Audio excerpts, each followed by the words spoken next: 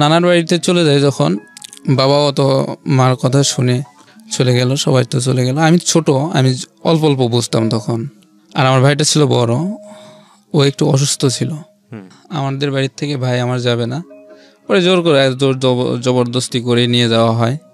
সবাই গেলাম ওখানে, গিয়ে কুড়ে ঘর, খেজুরের পাতার ঘর। কেন নানার বাড়িতে গেলেন? এখানে জমি সব আমার দাদার বাড়ির সব জমি বিক্রি করে দিয়ে পরে এই টাকা পয়সা নিয়ে আমার নানার বাড়িতে যাওয়া হয়, পুরো ফ্যামিলি মিলে? পুরো ফ্যামিলি মিলে। আচ্ছা, বাবা কি করতো? আমার বাবা তখন দিন মজুর কাজ করতো। আচ্ছা। হ্যাঁ, তখন দিন মজুর করতো, কিন্তু নানার বাড়িতে যাওয়ার পর তখনও দিন মজুর করতো। এবং আমার বাবার সাথে আমার নানার যে পরিচয় হয় বা আমার মার বিয়ে হয়, সেটা হচ্ছে আমার নানার ভাইয়ের বাড়িতে আমার বাবা শ্রমিক দিন মজুর হিসেবে কাজ করতো। ওইভাবে পরিচয়? হ্যাঁ, ওইভাবে পরিচয়। তো যখন যাওয়া হলো, যাওয়ার পরে আমার মা 3% জমি আমার নানা লিখে দিল যে তুমি জামাইরে নিয়ে আসছো, বাচ্চা আছে তোমার, তুমি আলাদাভাবে থাকো, আমি বেঁচে থাকবো না মরে যাবো তার কোনো ভরসা নেই, তুমি 3% জমি আমি তোমাকে দিয়ে দিলাম। আচ্ছা। ইতিমধ্যেই আমার ভাইটার হলো ব্লাড ক্যান্সার। ওহো। ব্লাড ক্যান্সার হওয়াতে আমি তখন খুব ছোট, একেবারেই ছোট, আমার স্মরণও নাই। তখন ব্লাড ক্যান্সার হলো যখন, তখন আমার ভাইয়ের একবারে মৃত্যুসজ্জায় হাসপাতালে নেওয়া হলো। হাসপাতালে যখন নেওয়া হলো তখন ডাক্তার বললো যে একেবারে শেষ পর্যায়ে, বাঁচানো সম্ভব না। তখন বাঁচানো যখন সম্ভব না, তখন আর কি করবে, মারা গেল ভাই আমার। মারা যাওয়ার পর আমরা মাটি দিলাম নানার বাড়িতেই। ওখান থেকে আমার বাবা এবং মামা পরামর্শ করছে দুইজন যে এই জমিটা বিক্রি করে আমরা আমাদের ওই বাড়িতে ফিরে যাব। আগের বাড়িতে যখন ফিরে যাওয়ার চিন্তা ভাবনা করছে, তখন বাবা মা দুজন মিলেই চিন্তা করছে। তখন আমার মা বলে যে জমিটা তাহলে আমরা রাখি, কি করব, বিক্রি করে দিই। তখন আমার ওই ছোট নানার কাছে জমিটা বিক্রি করে দিল, না জানায়। আমার নানা জানে না, আমার নানা কোনো স্টোরি জানে না। এটা বিক্রি করে দিল যখন, তখন দুই ভাইয়ের মধ্যে দ্বন্দ্ব শুরু হয়ে গেল। জমিটা যখন কিনে নিছে, জানায় নাই, ভাইকে একটা কথা জানায় নাই, আর আমার মা তো এটা বিশ্বাসঘাতকতা করছে। তখন এই জমিটা বিক্রি করার পর আমার বাবাকে সবাই দোষারোপ করলো যে কোনো একটা কারণে বুঝায় বাজায় ভুলে ভালাইয়া তুমি জমিটা বিক্রি করে না হয়েছো বা এরকম। তখন তো এখানে জমিটা বিক্রি করে ওই টাকা পয়সা নিয়ে চলে গেছে। তারপরে মানে গন্ডগোলটা কিন্তু তারপরেই হয়েছে। চলে গেলাম আমরা, আমি তখন সম্ভবত ক্লাস 3-তে পড়ি। ক্লাস 3 থেকে মনে আছে আমার একটা বড়াব্বু, মানে আমার বাবার বড় ভাই, উনি বললো ঠিক আছে তুমি যখন আসছো, তুমি তো আমাদেরই ভাই, তো তুমি এক কাজ করো, তোমার তো জায়গা জমি কয়েকদিন পরে কিনো, আর কিছু টাকা জমায় তারপর জায়গা জমি কিনো। তখন বললো যে আমার বাড়ির সামনেই তুমি ঘর করে থাকো, তারপরে বাচ্চা লেখাপড়া করুক, এদিক থেকে তোমার স্ত্রীও। আমার মা আবার কি করতো, ওই যে বড়াম্মাদের হাতের কাজ টাজ করতো, একটু আগায় দিত, তাতে একটু লাভ হতো আর কি। গরিব সংসার, বুঝতে পারতেছেন। পরে এরকম হওয়ার পরে আমার ওই বড়াম্মু এবং বরাব্বুর সাথে কি যেন একটা গ্যাঞ্জাম হয়েছে, আমি জানি না, যে কোনো এক ধরনের গ্যাঞ্জাম হয়েছে, যার কারণে ওদের ওখানে আর থাকবে না। যখন ওদের ওখানে থাকবে না, তখন তো আমাদের তো থাকতে হবে, আমাদের তো নিজস্ব জায়গা নেই। তখন আমরা কি করলাম, আমাদের গ্রামের প্রভাবশীল একজন ব্যক্তি, তার একটা মাটির ঘর পরিত্যক্ত, মাটির ঘরটা ছিল পরিত্যক্ত, তো এদিকে যে ইট দিয়ে বাড়ি করছে সবাই এদিকে চলে আসছে। পরিত্যক্ত মাটির ঘরের কি অবস্থা হতে পারে, যারা চোখে দেখেনি তারা আসলে বুঝবে না। হ্যাঁ বলেন। হ্যাঁ, তারপরে ওটাই পরিষ্কার করে আমরা, ওটাই পরিষ্কার করে আমরা থাকতে শুরু করলাম। আচ্ছা। এর মধ্যে থেকেই আমার ওই যে দাদার কথা বললাম, উনি কিন্তু হাজি মানুষ, ওনার 10টা ছেলে আর কি।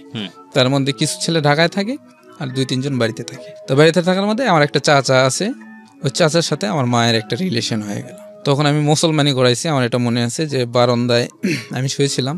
মুসলমানি হওয়ার পরে তখন এক সময় দেখলাম যে আমার মাকে আমি খুঁজে পাচ্ছি না। আমার চাচি এসে আমার ঘা বা কাঁচা ঘা মশামাছি পড়তেছিল, তখন এসে ঢাকে দেয়। এরকম অবস্থা যে বাচ্চা রেখে কোথায় গেছে, কোনো খবর টবর নাই। যাই হোক, তখন আমি কিছু জানি না, কিন্তু আমি কিছু বুঝিও না যে আমার ওই চাচার সাথে যে তার সম্পর্ক হচ্ছে বা এরকম কিছু, তাও আমি বুঝতে পারি না। আমার আব্বু বুঝতে পারলো কিছু একটা হতে যাচ্ছে, কিছু একটা রং, যেটা আপনি তখন বুঝতেছিলেন না। হ্যাঁ, আমি বুঝছিলাম না। ওকে, কিছু একটা রং, যার কারণে আমরা ওখান থেকেও চলে যাই। চলে যাওয়ার পরে আমাদের গ্রামের একটা ঈদগাহ মাঠ আছে, আই মিন কবরস্থানও পিছন দিকে, পুকুরও আছে একটা। তো রাস্তার সাইডে একটা জায়গা আমরা ঠিক করলাম যে এখানে আমরা বাড়ি করে থাকবো। সবার মন্ডল মাতব্বর বা প্রভাবশীল ব্যক্তি সবার অনুমতি নেওয়া হলো। নেওয়ার পরে আমরা বাড়ি ঘর করে থাকতে শুরু করলাম। ওখান থেকে আমার স্কুলটা পিছন সাইড হতো, মানে সামনের দিকে হচ্ছে একটা স্কুল, পিছন দিকে একটা স্কুল। তো আমার স্কুলটা গ্রামের পিছন দিকে, আমার এদিকে উল্টা দিকে যেতে হতো। তো আমি উল্টা দিকে যেতাম, ক্লাস করতাম, করতে করতে তখন সম্ভবত ক্লাস 3-তে পড়াশোনা করি। এখান থেকে 4-এ উঠলাম। 4-এ ওঠার পর আমি এরকম ক্লাস করি, কন্টিনিউ যাওয়া আসা করি, খেলাধুলাও করি। চাচাও মাঝে মাঝে আসে বাসায়, আসলে টাকা দিত, 2 টাকা করে দিত, জিনিস খাইতাম। একদিন হঠাৎ করে আমি খেলতে গেছি, হঠাৎ করে আমি ঢুকে পড়ি ঘরের ভিতর। মা বলে ডাক দিয়ে, মা বলে ডাক দেখতে ঢুকে গেছি ঘরের ভিতরে। তো যখন আমি ঢুকছি তখন আমি যে জিনিসটা দেখছি সেটা আমি বিশ্বাস করতে পারি নাই। পরে আমি দেখে আমি বের হয়ে চলে আসছি। বের হয়ে যখন আসছি আমি দাঁড়ায় রয়েছি আমাদের বাউন্ডারির এক কোনায়, দাঁড়ায় চুপচাপ দাঁড়ায় রয়েছি। আর আমার মা কাপড় টাপড় ঠিক করে সব কিছু গোছায় নিয়ে, চাচা তো চলে গেল বের হয়ে। আর আমার মা আমাকে বলল যে দেখো মান্নান, তুমি যদি এই কথা কাউকে বলো তাহলে তুমি জীবনেও আমাকে আর পাবা না। আর যদি তুমি কাউকে কিছু না বলো তাহলে তোমার মা তোমারই থাকবে, কেউ কিছু জানতেও পারবে না। আপনার বয়স কত তখন? তখন আমার বয়স 10 থেকে 12 বছর। আপনি পড়াশোনা করতেন ওই সময়টাতে? পড়াশোনা করতাম, ক্লাস 4-এ উঠছিলাম। তো আমার মাথার মধ্যে এটা ঢুকে গেল যে মা তো আমি হারাতে চাই না, আর বাবার প্রতিও আমার এতটা ছিল না, আদর স্নেহ মা মমতা বা বোঝার মতো ক্ষমতা ছিল না। তখন আমি শুধু এটাই চিন্তা করলাম যে আমার মা তো আমি হারাতে পারবো না। এই বিষয়গুলো নাকি আগে থেকে আপনার পরিবারে কোনো ধরনের কোনো কিছু আপনি টাচ পেয়েছিলেন যে এই ব্যাপারটা নিয়ে কোনো কিছু হচ্ছে, আপনি আগে থেকেই কিছু জানেন বিষয়টা, নাকি এই ঘটনা ফার্স্ট টাইম আপনার চোখে দেখার পরেই আপনি জানলেন, এর আগ পর্যন্ত কিছু জানতেন না? এই ঘটনাটা আগে ঘটছে কিরকম আমি জানি না, কিন্তু আমার চোখের সামনে যখন আমি ফার্স্ট টাইমই ওটা দেখি, ফার্স্ট টাইমই, তখন থেকে আমি বুঝতে পারি। এর আগে কি হয়েছে না হয়েছে অতটা কিছুই জানতেন না? না, বললাম না, বাবাকে বললাম না, কাউকেই বললাম না, পুরোটাই চাপা দিয়ে গেলাম। স্কুল করতাম, নিয়মিত ক্লাস করতাম, আসতাম টাইম মতো। এই যে আমাদের নিয়মিত ক্লাস করা বা আমার বাবার কাজে যাওয়ার সুযোগে আমার চাচা আসতো মাঝে মাঝে। আপনি কিছু বলতেন না ওই সময়টাতে আপনার মাকে? ওই সময় আমি দেখতে পেতাম না, আসতো যে চলে যেত, আমি দেখতে পেতাম। কিন্তু এই ঘটনার পরে তো আপনার নিজের ভেতর থেকে কিছু একটা বলার কথা, আপনার মা আপনাকে কিছু বলেছে, আপনি শুধু মুখ বুঝে সেটা শুনেছেন, নাকি আপনার জায়গা থেকেও কিছু বলার ছিল? আমি কিছু বলি নাই। কিছু বলেননি? আমি শুধু কাঁদছি যে আমি কি দেখলাম, আমি এটা কি দেখলাম, আমি শুধু কাঁদছি। ভয়ঙ্কর কষ্টের জিনিস। আমি শুধু কাঁদছি, 2 চোখ দিয়ে পানি পড়ে গেছে। কিন্তু আমি দাঁড়ায় আছি বাউন্ডারির মুখেই। আমার মা পিছন থেকে আমার কাছে বলছে, মানে একদম হার্ড কণ্ঠে বলছে, তুমি যদি এই কথা কাউকে বলো তাহলে তোমার মাকে চিরদিনের জন্য হারবা, আর যদি না বলো কিছু সমস্যা নাই, তোমার মার সাথে তো তুমি থাকবা। ওকে। পরে আমরা থাকতেছিলাম, আর ওই চাচার সাথে কিন্তু কন্টিনিউ আমার মা রিলেশনটা রেখে যাচ্ছে সম্পর্কটা। আর ওই চাচাটার একটা ছিল যে কোনো মানুষের বিপদ আপদে দৌড়ায় যেত। তো এই মানে সবকিছু মিলাই আমার মার একটা লোভ জন্ম নেয়, ওনার প্রতি দুর্বল হয়ে পড়ে। যাই হোক, আমি র্যান্ডমলি যেতে চাই, এরপরে কি হলো স্টেপ বাই স্টেপ? এই একটা ঘটনা এই ভদ্রলোকের জীবনটাকে কোথায় নিয়ে গেছে। আমার মাঝে মাঝে মনে হয় যে আসলে যত কিছুই বলি না কেন, জীবন গল্প অনেক বেশি ডেসপারেট মানুষের লাইফের রিয়েল থিংগুলো তুলে ধরার জন্য। কিন্তু আমার কাছে মনে হয় যে যেহেতু এটা গণমাধ্যমে প্রচার হচ্ছে, সুতরাং সেই জায়গাটা থেকে সেন্সরশিপের একটা ব্যাপার থাকে, অফকোর্স সেলফ সেন্সর বলে যে ব্যাপার থাকে, কিছু কিছু বিষয় আসলে তুলে নিয়ে আসা যায় না। যেমন এই যে বিষয়টা কতটা নির্মম এবং কতটা ভয়ঙ্কর রকমভাবে একটা শিশু মনে ইম্প্যাক্ট তৈরি করতে পারে, এটাকে আসলে সিনেমাতে যদি চিত্রায়ন করা হয় বা অন্য কোনো উপন্যাসে বইয়ে যদি তুলে নিয়ে আসা হয়, তাহলে এই মনের অবস্থার কি বর্ণনা দেবেন একজন লেখক, সেটা তিনি তার মতো করে বলবেন হয়তো বা। কিন্তু যার জীবনে এটা ঘটে গেছে, অল্প করে হোক বা কম করে হোক বা যাই হোক না কেন, প্রিয়জনের এই রকম কোনো ঘটনা, সেটা ভয়ঙ্কর রকমভাবে একটা বাজে অনুভূতির জন্ম দেয় একটা শিশু মনে। এবং এই ঘটনাকে খুব ছোট করে এখানে না নিয়ে আসলে এই ভদ্রলোকের জীবনটা এই ঘটনাকে কেন্দ্র করে যে কোথায় গিয়ে দাঁড়িয়েছে আজকের দিনে, সেটা আপনারা বুঝতে পারবেন না বলেই খুব ছোট করে আপনাদেরকে একটু টাচ দেয়া। যাই হোক, তারপরে কি হলো? হ্যাঁ, তারপরে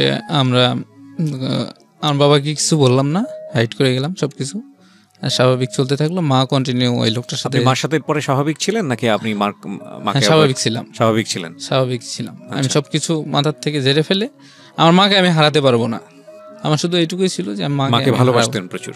হ্যাঁ, ভালোবাসতাম, প্রচুর ভালোবাসতাম। পরে এর মধ্যে থেকে বাবা এবং মার মধ্যে একটু কথা হয়, সেটা হচ্ছে যে সংসারের উন্নতি বিষয়টা নিয়ে। সংসার ডেভেলপ করবে, তারা জায়গা জমি একটু কিনবে, একটু ঘর করবে, বাচ্চার লেখাপড়া চালায় যায়। তো এটা আমার বাবার সাথে বসে একটা মানে কথাবার্তা চলে। তখন আমার মামা ঢাকাতে থাকতো। তো যখন এই কথাটা চলে তখন আমার মা বলে যে আমি তাহলে ঢাকাতে গিয়ে চাকরি করি, আর তুমি বাড়িতে থাকো, থেকে কিছু টাকা জমাও, আমি ঢাকায় গিয়ে চাকরি করে কিছু টাকা জমাই, আর আমি মান্নানকে সাথে নিয়ে যাই। আমার কথা বলছে, আমি ওকে সাথে নিয়ে যাই। আর আমিও ইচ্ছুক ছিলাম যে আমি যাব, মার সাথেই যাব। তো আমি কিন্তু বিষয়টা জানতাম, তারপরেও বলি নাই। এটা হচ্ছে আমার বাবা ঠকানোর একটা চাল। এই ভদ্রলোকের সাথে যিনি আমার চাচা ছিল, উনি আবার ওনার সাথে মিট করছে যে আমরা ঢাকা বাস স্ট্যান্ড চলে যাব, তুমি ওখানে চলে আসবে, আসে আমরা একসাথে ঢাকা চলে যাবো। এই বিষয়টা কিন্তু আমি জানতাম, কিন্তু আমি কাউকে কিছু বলি না। ওইটা আপনি আগে থেকেই জানতেন? এটা আমি আগে থেকে জানতাম, পরে আমি বলি নাই। পরে আমরা ঢাকা বাস স্ট্যান্ড গেলাম রাতের বেলা। তো রাত্রে যখন আমরা পৌঁছাই ঢাকা বাস স্ট্যান্ড, তখন আমরা কাউন্টারে বসি, মা সহ কাউন্টারে বসি। আমার একটু ভালোই লাগতেছিল, কারণ ঢাকাতে আমি কোনোদিন যাই নাই। আমি তো ছোট মানুষ, এমনিতেই তো বুঝতাম কম, তো একটু আনন্দ ফিল করছিলাম যে আমি ঢাকাতে যাই নাই, জীবনে প্রথম ঢাকাতে যাচ্ছি, কখন আসবে গাড়ি। হ্যাঁ, তখন আমার চাচাটা আসে, কিছুক্ষণ পর আসে। তখন সম্পূর্ণ কিছু টিকিট রেডি করে একটু অপেক্ষা করার পরে গাড়িতে উঠলাম। গাড়িতে ওঠার পর কিছুক্ষণ যাওয়ার পর আমি ঘুমাই গেছি। উঠে দেখি আমরা ঢাকায়, কোকাকোলা। তখন আবার কোকাকোলাতে এত বাড়িঘর ছিল না, একটা ঝিল ছিল, আর ঝিলের মধ্যে মানে কবুতরের টঙের মতো বাসা ছিল। তো ওইরকম একটা বাসায় আমার মামা থাকতো। আমরা সরাসরি মামার বাসায় উঠে গেলাম। মামার বাসায় যখন আমরা উঠছি, তখন মামাও বিষয়টা জানতো। জানার কারণে মামাও কিছু বলে নাই। যে মানে সবাই মিলে আপনার বাবাকে ঠকাচ্ছেন? সবাই মিলে ঠকাচ্ছে, আমিও ঠকাইছি। পরে যখন আমরা ওই বিষয়টা মানে যখন আমরা উঠলাম, আমার মামা তো ভাইও জানতো জিনিসটা, কিন্তু তো মামি ছিল না তখন।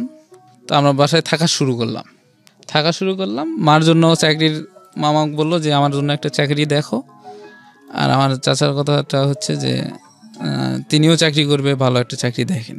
ওই বাসাটা থাকতাম, কাঠের বাসা ছিল, নিচে পানি, উপরে টিন, কাঠের উপরে টিন। তখন কি করতো, ওই বাসায় থাকতো, মার সাথে একটু সময় কাটাতো, কাঠের নিচ দিয়ে মাছ ধরতো, ঝিলের মাছ বড়শি দিয়ে। যখন এগুলো করতো, তখন তো একদিন মনে করেন যে ঝিলের মালিকের কাছে ধরাই খাইয়ে গেছিল, অল্পর জন্য বেঁচে গেছে। তো এর মধ্যে আমার সাথে কিছু কথা কাটাকাটি হয়। আপনার চাচার? হ্যাঁ, আমার চাচার। আমি কিছু কথা ধরি বলতে কি, আমার চাচা আমার মায়ের সাথে যখন সম্পর্ক মানে সময় কাটাতো, তখন আমি বলতাম যে আপনি আমার মায়ের সাথে এরকম করেন কেন?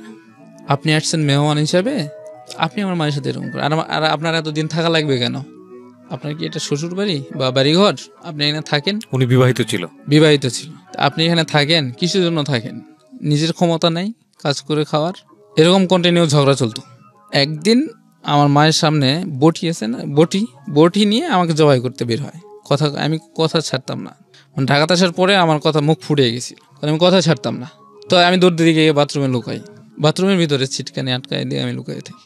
আর একটা কারেন্টের একটা লাইট ছিল, আমি বলছিলাম যে আমি এখান থেকে মারা যাব, আমি আপনাদের সবাইকে মানে একটা সমস্যার মধ্যে ফেলাবো, আপনারা আমাকে নিয়ে এসে এরকম ধরনের আমাকে মারার চেষ্টা করতেছেন। পরে আমার মা কিন্তু কিছু বলে নাই তখন, মানে মাও অসন্তুষ্ট, মানে আমার প্রতি অসন্তুষ্ট কথাগুলো বলার পর। একদিন আরও একদিন ঝগড়া হলো।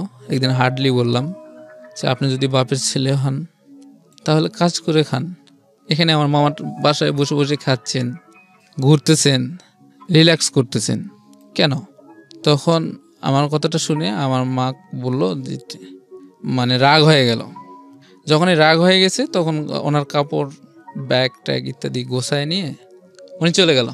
আর আমার মাকে একটা কথা বললো, সেটা আমি কিন্তু বেশি দিনের জন্য যাচ্ছি না, আমি একটু ঘুরেই চলে আসবো, মানে আমাকে সান্ত্বনা দেওয়ার জন্য সে চলে গেছে। আর আমার মাকে সান্ত্বনা দিল যে আমি আমার ওই ভাইয়ের বাসার থেকে, ওনার ভাই ছিল ঢাকায়, আমি কয়েকদিন থাকি আসি। কিন্তু এটা ছিল না, তার মনে ছিল যে একবারেই চলে যাওয়ার কথা। সে ওখান থেকে গেছে, আর কোনোদিন ফিরে নেই।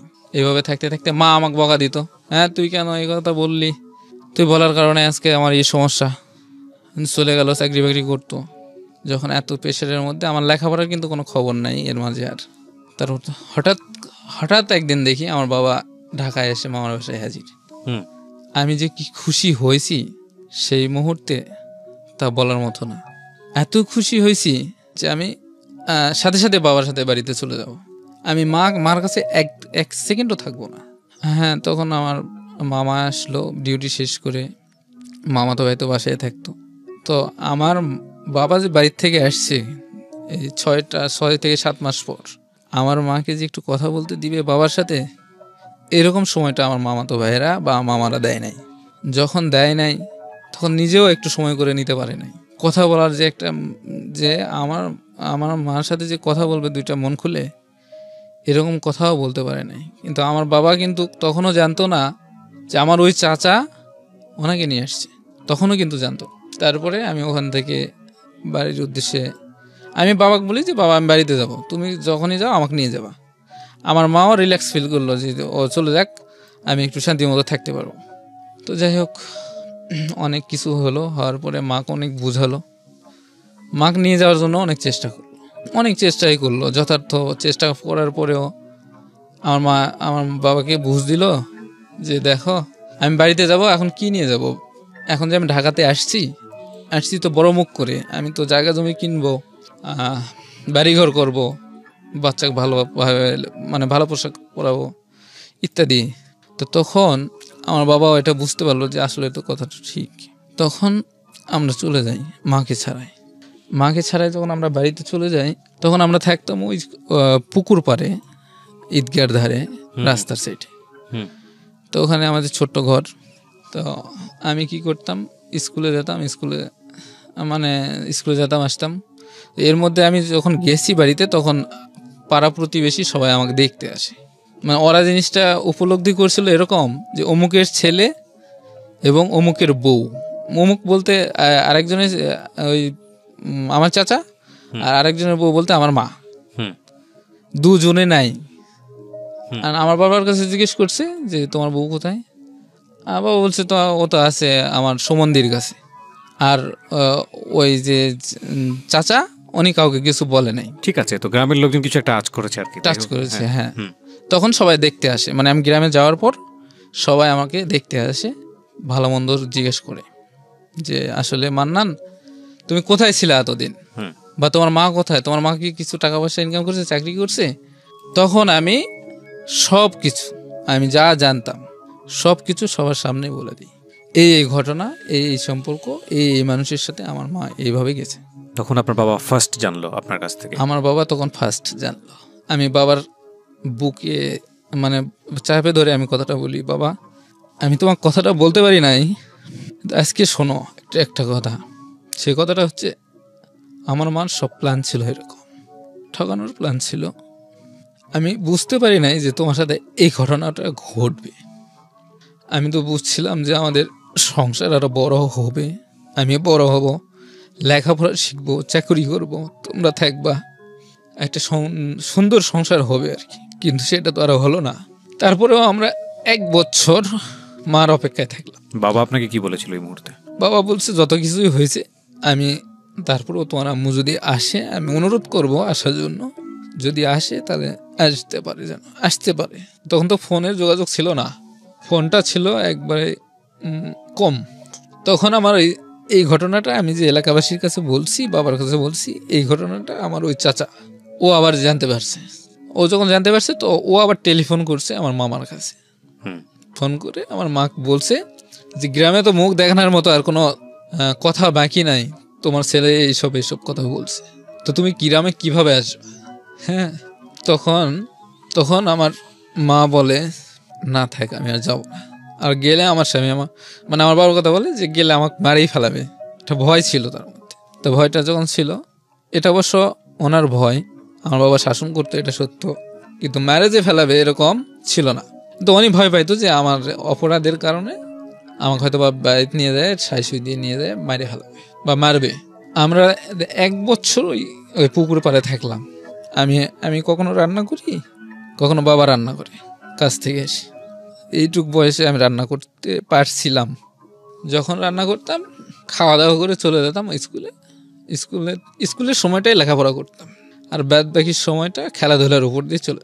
পড়াশোনা খুবই মানে কমে গেল আমার। কমে যাওয়ার পর আমার ফুবা একদিন আসে হঠাৎ করে। ফুবা বলে যে এভাবে তো জীবন চলে না, এইভাবে কতদিন থাকবা তোমরা।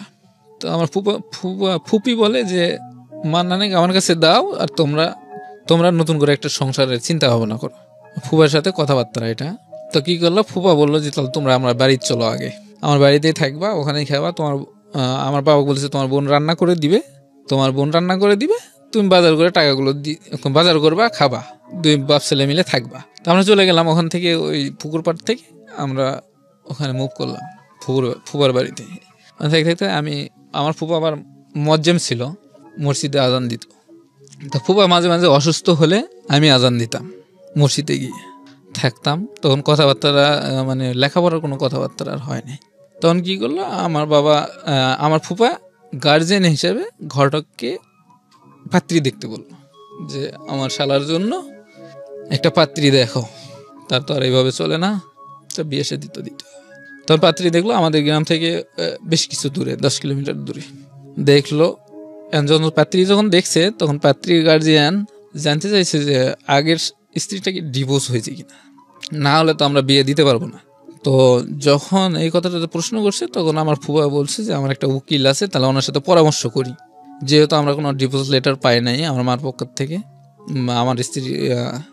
আমার মার পক্ষের থেকে তারা কোনো ডিভোর্স লেটার পায় নাই, সেহেতু একটা কোর্টের একটা আপিল আমরা নিয়ে আসি। কোর্টে গেল, উকিলের সাথে আলোচনা করা হলো। আমি সাক্ষী দিলাম যে আমার মা বহুত আনার চেষ্টা করা হয়েছে বা করছে আমার বাবা, কিন্তু আমার মা আসে নাই। বাট উকিলের সামনে কি এগুলো উকিলকে মানে কোর্টে কি আপনি বলেছেন যে আপনার মার যে এইসব যেসব ব্যাপার আপনি দেখেছেন বা এরকম কোনো কিছু? এরকম কিছু জিজ্ঞেসও করে নাই। আচ্ছা, শুধু জিজ্ঞেস করছি যে তোমার আম্মু আসবে না? তো আমি বলছি যে না, আর আসবে না। আচ্ছা, তো কেন আসবে না?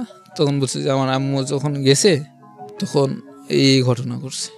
মানে বলছেন কি তাহলে? আলটিমেটলি একটু বলছি, মানে বিস্তারিত বলেননি। বিস্তারিত বলি নাই, বিস্তারিত আমরা এখনো আনতে চাচ্ছি না। হ্যাঁ, তখন ওই উকিল তখন বললো যে তোমার আম্মু তো আসবে না, তুমি তো এটা শিওর বলতেছো?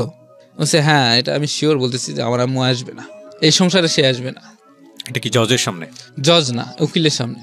আচ্ছা, তখন উকিল একটা কোর্ট পারমিশন দিয়ে একটা অ্যাপ্লিকেশন মানে সাবমিট করে যে এটা নিয়ে যে দেখালে কাজে বিয়ে পড়ায় দিবে। তো ওই কাগজটা কয়েকদিন ধরে ঘোরা লাগছে, মানে আমি তো সহজভাবে বলতেছি, এটা কিন্তু কয়েকদিন কোর্টে যাতায়াত করে আমার বাবা কাগজটা নিয়ে আসছে, আর বাবা আর ফুপা। তখন নিয়ে আসার পর আপনি মাকে মিস করতে তো ওই সময়টাতে? আমি খেলাধুলার চলে বেশি থাকতাম, আর মিস করতাম কখন, যখন রাতে ঘুমাতে যেতাম তখন একটু মিস করতাম, আর তেমন একটা মিস করতাম না কারণ ফুফু ছিল তখন। আর আর আগে মিস করার কথাটা যেহেতু বললেন, আগের কথা মনে পড়ে গেল। বাবার সাথে যে 1 বছর ছিলাম, 1 বছর আমি বাবার গলা ধরে ঘুমাইছি, কোনোদিন বাবা ছাড়া ঘুমাতে পারি নাই। বাবা বেঁচে আছে? হ্যাঁ, বেঁচে আছে। বিয়ে করলো ওখানে আমার সেকেন্ড মা। ওখানে যখন বিয়ে করলো 15 দিন বা 1 মাস আমার বাবা তখন ওখানে শিফট করলো ওই শ্বশুর বাড়িতে। আর আমার ওই ছোট মায়ের একটু সমস্যা ছিল, উল্টাপাল্টা কাজ করতো, শিশু মানুষের মতো কাজ করতো, শিশু মানুষের মতো মানুষের সামনে গাছে লাফ দিয়ে উঠতো, আরও অন্যান্য কাজ করতো।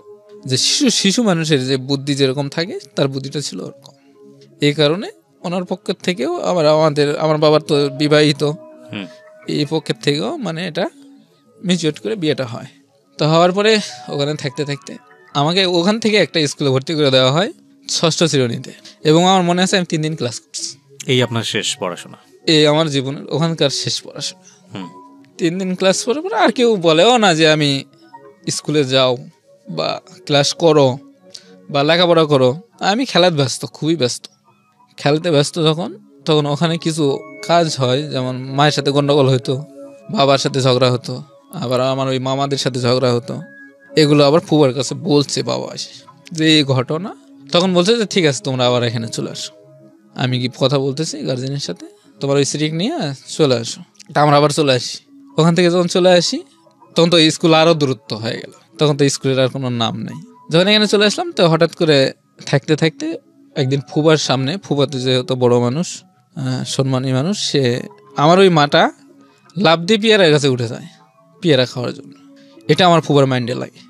এটা যখন আমার ফুবার মাইন্ডে লাগে তখন গার্জিয়ানের সাথে কথা বলা হয়। কথা বলে আমার মা তাদের বাড়িতে পাঠিয়ে দেওয়া হয়। যখন পাঠিয়ে দেওয়া হয় তখন কিছু হয় নাই। তারপরে আস্তে আস্তে সব ত্রুটি আমার ওই নানার বাড়ির সবাইকে বলা হয়। যখন বলা হয় আমি কিন্তু এগুলো কিছু জানতাম না, পরে শুনছি। একদিন হঠাৎ করে শুনলাম যে ডিভোর্স হয়ে গেছে আমার মার সাথে, এই ছোটো মায়ের সাথে বাবার ডিভোর্স হয়ে যায়। তো ডিভোর্স যখন হয়ে যায় আমার কোনো ইয়ে নেই, আগ্রহ নাই, ইয়েস নো কোনো ইয়ে নেই, পরামর্শই নাই। তো এরকম হতে হতে মানে ডিভোর্স যখন হয়ে যায় তখন তো সম্পর্ক আর নাই। এখানে আবার ওই সে আগের মতোই ফুবার বাড়িতে থাকা শুরু করলাম। বাবা কাজ করতো, আমি খেলে খেলে সারাদিন কাটাতাম আর ফুবার কাজে একটু হেল্প করতাম। ফুবা আমাকে বলতো যে বাবা আমি মসজিদে যেতে পারতেছি না, তুমি একটু আজান দিয়ে আসো। আমাকে আজান শেখাতো বসে বসে। তো শিখতাম, আরও অনেক কিছু শিখছি।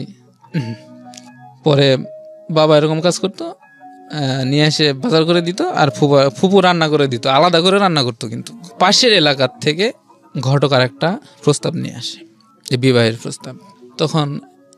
তখন ওই প্রস্তাবটা যখন নিয়ে আসে কথাবার্তা সব ওকে হয়ে যায়।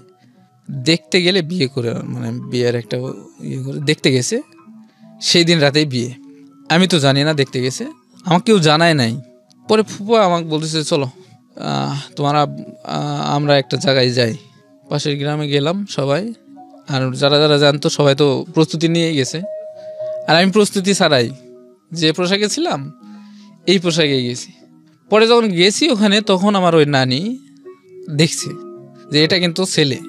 তখন আমার নানি আমার কাছে টেনে নেয়, বাবা আসো, হাত মুখ পরিষ্কার করে দেয়। ওই দিন রাত্রে বিয়ে শাদী হয় বাবার সাথে আমার তৃতীয় মায়ের।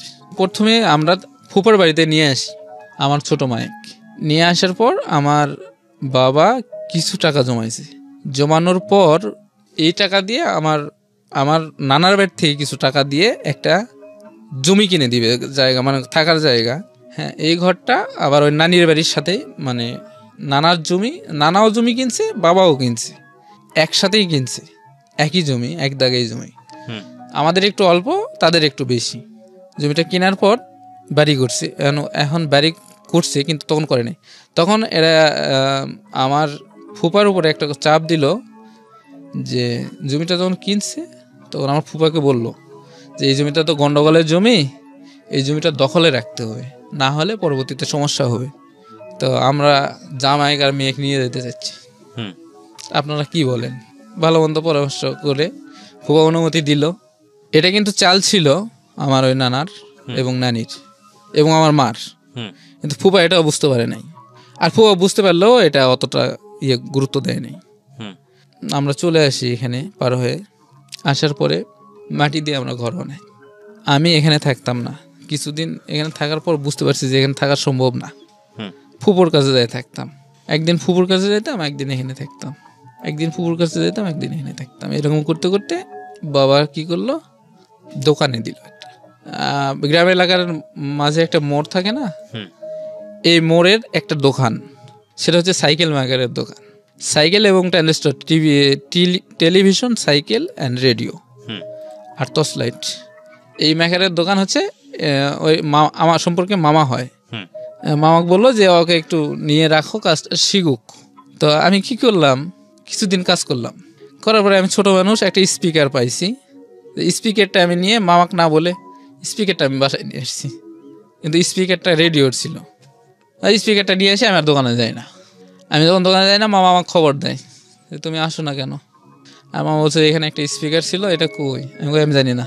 পরে এটা বুঝতে পারছিল যে মামা দেয়, আমি জিনিসটা নিয়েছি, কিন্তু আমি জিনিসটা ওটা আমার কাছে ভালো লাগছে, আমি নিয়ে আসছিলাম বাসায়। তখন আমি আর দোকানে যাই না, গেলে তো স্পিকার আমার কাছ থেকে নিয়ে নিবে, আমি দোকানে যাইতাম না। তো এরকম করতে করতে মামা তো আর কিছু বলে নাই। বাবা তো জানতো যে দোকানে আর যায় না। তখন আমাদের এলাকার থেকে আরেকটু দূরে বাস স্ট্যান্ড, ওখানে একটা চাচা থাকতো, তার নাম হচ্ছে কামাল হোসেন। কালাম। তো ওনার দোকানে আমাকে আবার দেয় ম্যাকারির কাজে, রিক্সা ভ্যান সাইকেল ম্যাকারির কাজে। তো আমি ওখানেও করতে থাকি। আবার তখনই মোবাইলটা, চাচা একটা মোবাইল কিনে, ব্যবসা বিজনেস, গ্রামীণ যে বিজনেস সিমটা উনি কিনে ব্যবসা করতো। আচ্ছা। আর আমি ওই ম্যাকারের কাজ করতাম, ছোটোখাটো কাজগুলো আমি করতাম। সবগুলো করতে করতে 1 বছর অতিবাহিত হয়ে গেছে। যাওয়ার পর পাশে একটা দোকান ছিল, টি স্টল। তো চাচা কিন্তু আমার কোনো বেতন দিত না, আমি শুধু থাকতাম, খাইতাম আর কাজ করতাম। ইলেক পোশাকও তেমন একটা, মানে পরিপোশাকও তেমন একটা দিত না। আচ্ছা। তো আমি বাবা দেখলাম, বাবা বললাম যে বাবা, কারো হাতে একটা খবর দিছিলাম যে বাবাকে দেখা করতে বলো। তো বাবা আমার কাছে আসছিল। আমি তখন বলছিলাম যে ওই যে টি স্টলে একটা লোক নিবে, ওদের লোকটা চলে গেছে আর ওরা বেতন দিবে। তো এখন আমি এখানে কতদিন বেকার খাটবো বা বেকার কাজ করব, তুমি একটু তাদের সাথে কথা বলো। তখন আমার ওই সুইট ভাই ওনার সাথে কথা বললো। বাবা যখন কথা বললো তখন সুইট ভাই এবং ওই কালাম চাচা দুইজনে কথা বললো পার্সোনালি। তো কথা বলে দুইজনের সাথে ঠিক আছে, মানে পাশের দোকান যে হতো সেই দোকান থেকে আমার দোকানে আসবে, একটু কথা বলে নিল। তো ওনারা কম্বিনেশন করে চাকরিটা হয়ে গেল। চাকরি বলতে কি, কাজ হয়ে গেল। তখন কাজ করতেছি। কিসের কাজ ছিল এটা? এটা ছিল চায়ের দোকানের। চায়ের দোকানের কিসের কাজ? চা বানানো, দুধের কেটলি পরিষ্কার করানো, মানে হেল্পিং হ্যান্ড হিসেবে। পান বিক্রি করতাম, বিড়ি সিগারেট বিক্রি করতাম, বিস্কিট বিক্রি করতাম। আবার ওখান থেকে 1 কিলোমিটার দূরে ছিল পুলিশ লাইন, ওখান থেকে পানি নিয়ে আসতাম। ভাড়া পানি নিয়ে এসে। কয় টাকা পেতেন? মাসে 100 টাকা, প্রতি মাসে 100 টাকা করে পেতাম। ওকে। প্রতি মাসে 100 টাকা। ওই ভাড়াটা নিয়ে আসতাম, 2টা বালতি নিয়ে কাদের মধ্যে করে নিয়ে আসতাম পানি অনেক দূর থেকে। ওই আমাদের ওদিকে আবার অতিরিক্ত আয়রন বেশি পানিতে, চা খাওয়া যায় না। ওটা হচ্ছে সাপ্লাইয়ের পানি ছিল, ওটা আমি ওখান থেকে নিয়ে আসতাম। তো নিয়ে এসে ওই ভাঁড়, একটা বড় একটা ডাবর বা কলস, বড় একটা কলস ছিল, ওই কলসটা আমি ভরাতাম। এরকম করতে করতে আর থাকতাম ওনাদের বাসায় রাতের বেলা, খাওয়া দাওয়া ওখানে বাসায় করতাম, কোনোদিন দোকানে করতাম। এখানে থাকতে থাকতে আমি একটা জিনিস করি, সেটা হচ্ছে যে 1 টাকা 2 টাকা করে নিতাম ক্যাশ থেকে। যেমন ক্যাশ থেকে 1 টাকা 2 টাকা নিতাম, আলটিমেটলি চুরি করা যেটাকে বলে। হ্যাঁ, চুরি করা, না বলে সরানো। এই টাকাটা রাখতাম আবার ওই যে ক্যাশের নিচে মাটি ছিল, ওই মাটির নিচে একটা ব্যাংক বসায় রাখতাম, ওই ব্যাংকে জমাতাম। হ্যাঁ, জমাতাম যখন, তখন এটা বেশ কিছুদিন যায়। যাওয়ার পরে ওই ভাইয়া বুঝতে পারে, যখন বুঝতে পারে তখন আমাকে দেখায়, এটা কি করছিস, এটা তো ঠিক হয় নাই। তখন আমি আমার বাবাকে ডাকে বলে, আমি তখন একটা কথাই বলছি যে এই টাকাটা আমি জমাইছি, আমি একটু আমার নানার বাড়িতে বেড়াতে যাব। তখন আমি টাকা আমার কাছে থাকবে না, যা বেতন পাই তা তো বাবাই নিয়ে যায়, আমার কাছে টাকা ছিল না। তখন বাবাকে ডেকে এই কথাগুলো বলে, কোনো মারধর বা কোনো কিছু হয় নাই। আবার এখানে থাকতে থাকতে বিড়ি খাওয়া শিখছিলাম। 2-1টা বিড়ি বিক্রি করতাম, যেহেতু একটা বিড়ি জ্বালায় টানতাম। হ্যাঁ, মনের ইচ্ছে মতো খাইতাম। মানে বিষয়টা হচ্ছে এরকম যে বিপথে চলে যাচ্ছেন ধীরে ধীরে, বলার কেউ নাই, শোনারও কেউ নাই, শাসনের কেউ নাই বা অন্যান্য কিছু। বিড়ি খাইতাম আর দোকানে কাস্টমার আসলে সামনের দিকে চলে আসতাম। যাই হোক, আমি অনেক ছোট, আমি তখন এগুলো ভুল করছি। তখন ওখান থেকে 1 বছরের মতো ওখানেও কাজ করলাম। কাজ করার পর ওখানে বললাম যে আমি চাকরি করব না, আমি এখন বাড়িতে যাব। বাড়িতে গেলাম, তখন 2004 সালের আগে, 4 সালের আগে একটা বন্যা হয়েছিল বিশাল বড়। তো বাবা মাটিতে ঘর করছে, আমিও বাড়িতে গেলাম। সে আমার জন্য একটা করছে, তাদের জন্য একটা ঘর করছে। তো বাড়িতে গিয়ে আমার থাকার কোনো দিন ভাগ্য হয় না, থাকতে পারি না। একদিনও আমি বাড়িতে ঘুমাই নাই। আমাদের যে নতুন বাড়িটা করছে, একদিনও ঘুমাই নাই, আমার পুরো বাড়িতে থাকতাম। তো বাবা ওই যে এলাকার, আমাদের যে এলাকা নানার বাড়ি এলাকা, ওখানে একটা বড় আব্বু আছে, আমার মায়ের দাদা হয়। তো তাদের সাথে কথা বলছি যে তোমাদের তো সংসার অনেক বড়, হ্যাঁ, তোমাদের তো গরু বাছুর আছে বা অনেক জমি জমা, আমার ছেলেটাকে একটু কাজ শিখাও। কাজ শেখার উদ্দেশ্যে আপনারা রাখেন। 1 পর্যন্ত তারা রাখবেই না, যে কাজ জানে না কিসের জন্য রাখবো। না রাখার জন্য 1 বছরে 1500 টাকার কথা বলা হয়, 1500 টাকার কথা বলা হয়। খাওয়া থাকা বাবদ 1500 টাকা আমরা দিব, যদি তোমার ভালো লাগে তুমি রেখে যেতে পারো। এখন এখানে আমি বাবা যেহেতু কথা দিয়ে আসছে, আমি আর কথা ফেললাম না। আমি এখানে চাকরি করতে থাকলাম, কাজ করতে থাকলাম। এই 1 বছরের মধ্যে আমি অনেক কিছু করি। গাছের থেকে আম নিয়ে আসি, পারে চুপি চুপি খাই। রাজহাঁসের ডিম জমায় সানসেটের উপর জমাতাম, মানে অনেক ধরনের ইয়েগুলো করতাম। তারপরে আম নিয়ে তালার উপর বসে বসে খাইতাম, এরকম ধরনের আর কি কাজগুলো করছি। তা যখন ডিমগুলো আমি নিয়ে রাখছিলাম সানসেটের উপর গোয়ালঘর থেকে, আমার একটা ওই ভাবি আছে একজন, তো ভাবি তখন টের পায় নাই প্রথম অবস্থায়। পরে যখন 8-10 দিন চলে যায় যে ডিম পায় না, তখন সে একটা সন্দেহ করে যে আসলে তো এতদিন ডিম না দিয়ে আমার হাঁস থাকার কথা না, আসলে কিছু একটা হচ্ছে। আর আমি পাশের বাসার বড় আম্মুর সাথে শেয়ার করি যে ডিমগুলো আমি বিক্রি করব তার কাছে, আপনি যেন কারো কিছু না বলেন, আমি কয়টা ডিম জমাইছি বিক্রি করব। ভাবি ওই সানসেটটা মই দিয়ে উঠে যায় যে আসলে গোয়ালঘরটা সে সার্চ করে। তখন গোয়ালঘর যখন সার্চ করে তখন ওই ডিম কয়টা ওখানে পায়। ডিম যখন পায়, আমি বাইরে তো কাজে ছিলাম, কাজের থেকে আসছিলাম, তখন আমার ভাবি বলে যে তোমার একটা বিচার আছে আজকে। হাসি মুখেই বলে যে তোমার একটা বিচার আছে আজকে, তোমার ভাইয়ারা আসুক। রাজহাঁসে কি সানসেটের উপরে ডিম পারে? তখন আমি বুঝতে পারছি যে কি বিচারটা আছে। তখন এটা নিয়ে আমাকে সবাই, বাড়ির সবাই মজা ঠাট্টা করা শুরু করলো। কোনো কিছু হয় নাই, কোনো কিছু বলেও নাই তারা। এরকম করতে করতে পরে বাবা কি করলো, এলাকার একটা সম্ভ্রান্ত হাজি মানুষ, ওনার একটা দোকান আছে, কাপড়ের দোকান। তো কাপড়ের দোকানে রাখার জন্য উনি আবার হাজি মানুষ, এলাকার সব মানুষদের একটু সহযোগিতা করেন। হ্যাঁ, কি হয়েছে রাখার জন্য বলেন? সহযোগিতা করতো। তারপরে ওনার কাছে আমাকে নিয়ে গেছে। এই সেম একই রকম যে আমার ছেলেটা তো কোনো কাজ জানে না, ওরা একটু কাজটা শিখিয়ে দেন, বা আপনার দোকানে রাখেন, কাজটা শিখুক। বরাব্বুর কাছে বরাব্বু হয় সম্পর্কে। তো বরাব্বু বললো ঠিক আছে, আমার সাথে থাকুক, কাজটা করুক, তারপরে দেখি কী করা যায়। তখন বরাব্বু আমাকে ভালো একটা দিক দিল, সেটা হচ্ছে যে দোকানে সব কিছু শেখার জন্য একটা সুযোগ দিল। সুযোগ দেওয়ার পর আস্তে আস্তে সবার ফেভার হয়ে গেলাম। ফেভার হওয়ার পরে বাড়িতে তাদের যে বাড়ি ছিল ওই বাড়িতে থাকতাম। আর সকালে, প্রতিদিন সকালে ভোরবেলা এসে দোকান খুলতাম। সবার আগে আমি আসতাম। এই বিশাল বড় দোকান ছিল, তো আমি এসে খুলতাম, তারপরে কর্মচারীরা বাদ বাকিগুলো আসতো। এইটুকু বিশ্বাস সে করত। এর মধ্যে আমার মা আমার কাছে ফোন দেয়। এই ফোন নাম্বারটা আমার মার কাছে দিয়েছিলাম, দোকানটা। এই নাম্বারে ফোন দিয়ে আমার সাথে কথা বলে মা, যে বাবা তুমি কেমন আছো, কি করো? আমি তো বলতাম যে মা আমি ভালো আছি, তুমি কেমন আছো, কবে আসবা? তো বলছে আমি তো আসবো আগামী সপ্তাহে, তো তুমি আসো তোমার নানার বাড়িতে, আমি তো আর যেতে পারবো না। ঠিক আছে আমি আসবো। তখন আমি এই বরাব্বুর সাথে বিষয়টা শেয়ার করি। আর আমার মা ফোন দিলে আমি খুব আনন্দিত হতাম, আনন্দেই আমার কান্না চলে আসতো। আমার মা আজকে আমাকে ফোন দিছে, আমি আজকে কোনো কাজ করবো না, আজকে শুধু আমি ভাববো, চিন্তা করবো। তারপরে বাড়িতে যখন আসছে আমি জানি না, তো আমাকে যেদিন যেতে বলছে আমি সেই দিন দোকানের থেকে আমি আমার নানার বাড়ির উদ্দেশ্যে রওনা দিই। যখন আমি রওনা দিয়েছি, চলে গেছি, শান্তার নামের একটা স্ট্যান্ড আছে, ভ্যান স্ট্যান্ড, ওখানে নামছি।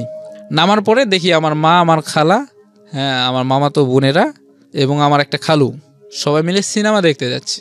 আমি তাদের দেখতে পাই নাই, কিন্তু তারা আমাকে দেখছিল, যার কারণে ডাক দিছে এদিকে আসো। ওদিকে গেছি, কিন্তু আমার মায়ের দিকে তাকায় যে কোনো রকম কোনো মন খারাপ বা অন্যান্য কিছু এটাকে মনে হয় নাই আমার কাছে। এতদিন পর দেখা হয়েছে, একটা যে জিনিস আছে না, মায়া মমতা, এরকম কোনো কিছু মনে হয় না। তখন শুধু আমি একটা জিনিসই অনুভব করছি যে আমার মা তো আনন্দেই আছে, আমার মা আনন্দেই আছে, আমার মায়ের কোনো কষ্ট নাই, এইটুকুই শুধু মনে করছি। তখন সবাই বললো যে ঠিক আছে, তোমার তোমার নানার বাড়ি যাওয়া লাগবে না, তুমি এখন আমাদের সাথে চলো, সিনেমা দেখতে যাবো আমরা। বাড়ির থেকে কিন্তু সিনেমা দেখার উদ্দেশ্যেই বের হয়েছে সবাই। আপনাকে নিতে বললো, তারপর আমি চলে গেলাম। আমার মা আমাকে কোলে নিল, কোলেতে আমিও উঠলাম। যখন গাড়িতে উঠি তখনকার কথা, কিন্তু 2 বছর পর কোলে উঠলাম, কোলে উঠে গেলাম, সিনেমা হলে গেলাম। সিনেমা দেখতে দেখতে আমার মায়ের একটা ঘড়ি ছিল, এই ঘড়িটা যে কোনো একটা কারণে পিন খুলে যাওয়া বা যে কোনো একটা কারণে নিচে পড়ে যায়। তখন আমি বুঝতে পারি যে একটা কিছু পড়লো নিচে, সিনেমা দেখতে দেখতে। কিন্তু এটা তখন আমি একটু নাড়াচাড়া করে নিচের দিকে হাত দিতে যাব, সে সময় আমার মা আমাকে বলে, খালি দুষ্টামি করে নড়াচড়া করে, এত অস্থাবর হয়েছে, মানে এত বদমাইশ হয়েছে কেন, বুঝি না, এটা নিয়ে আসাই ভুল হয়ে গেছে। কিন্তু আমি কিন্তু ওই জিনিসটা নেওয়ার জন্য নিচের দিকে ঝুঁকছিলাম, ঝুঁকে দেখতে চাচ্ছিলাম যে কি জিনিসটা। পরে আমি আর মায়ের কথার ভয়ে আমি আর কিছু বলি নাই। তখন যখন বাইরে চলে আসছি, সিনেমা শেষ, বাইরে যখন চলে আসছি, তখন আমার মা ঘড়ি খুঁজে পায় না।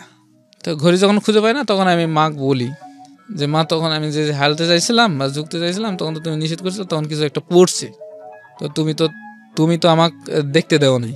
তখন আমাকে বলে যে হ্যাঁ, তুমি আমাকে বলবা না কথাটা, তুমি আমাকে বলো নাই কেন যে কিছু একটা পড়ছে, গাদা ছেলে, বোকা ছেলে।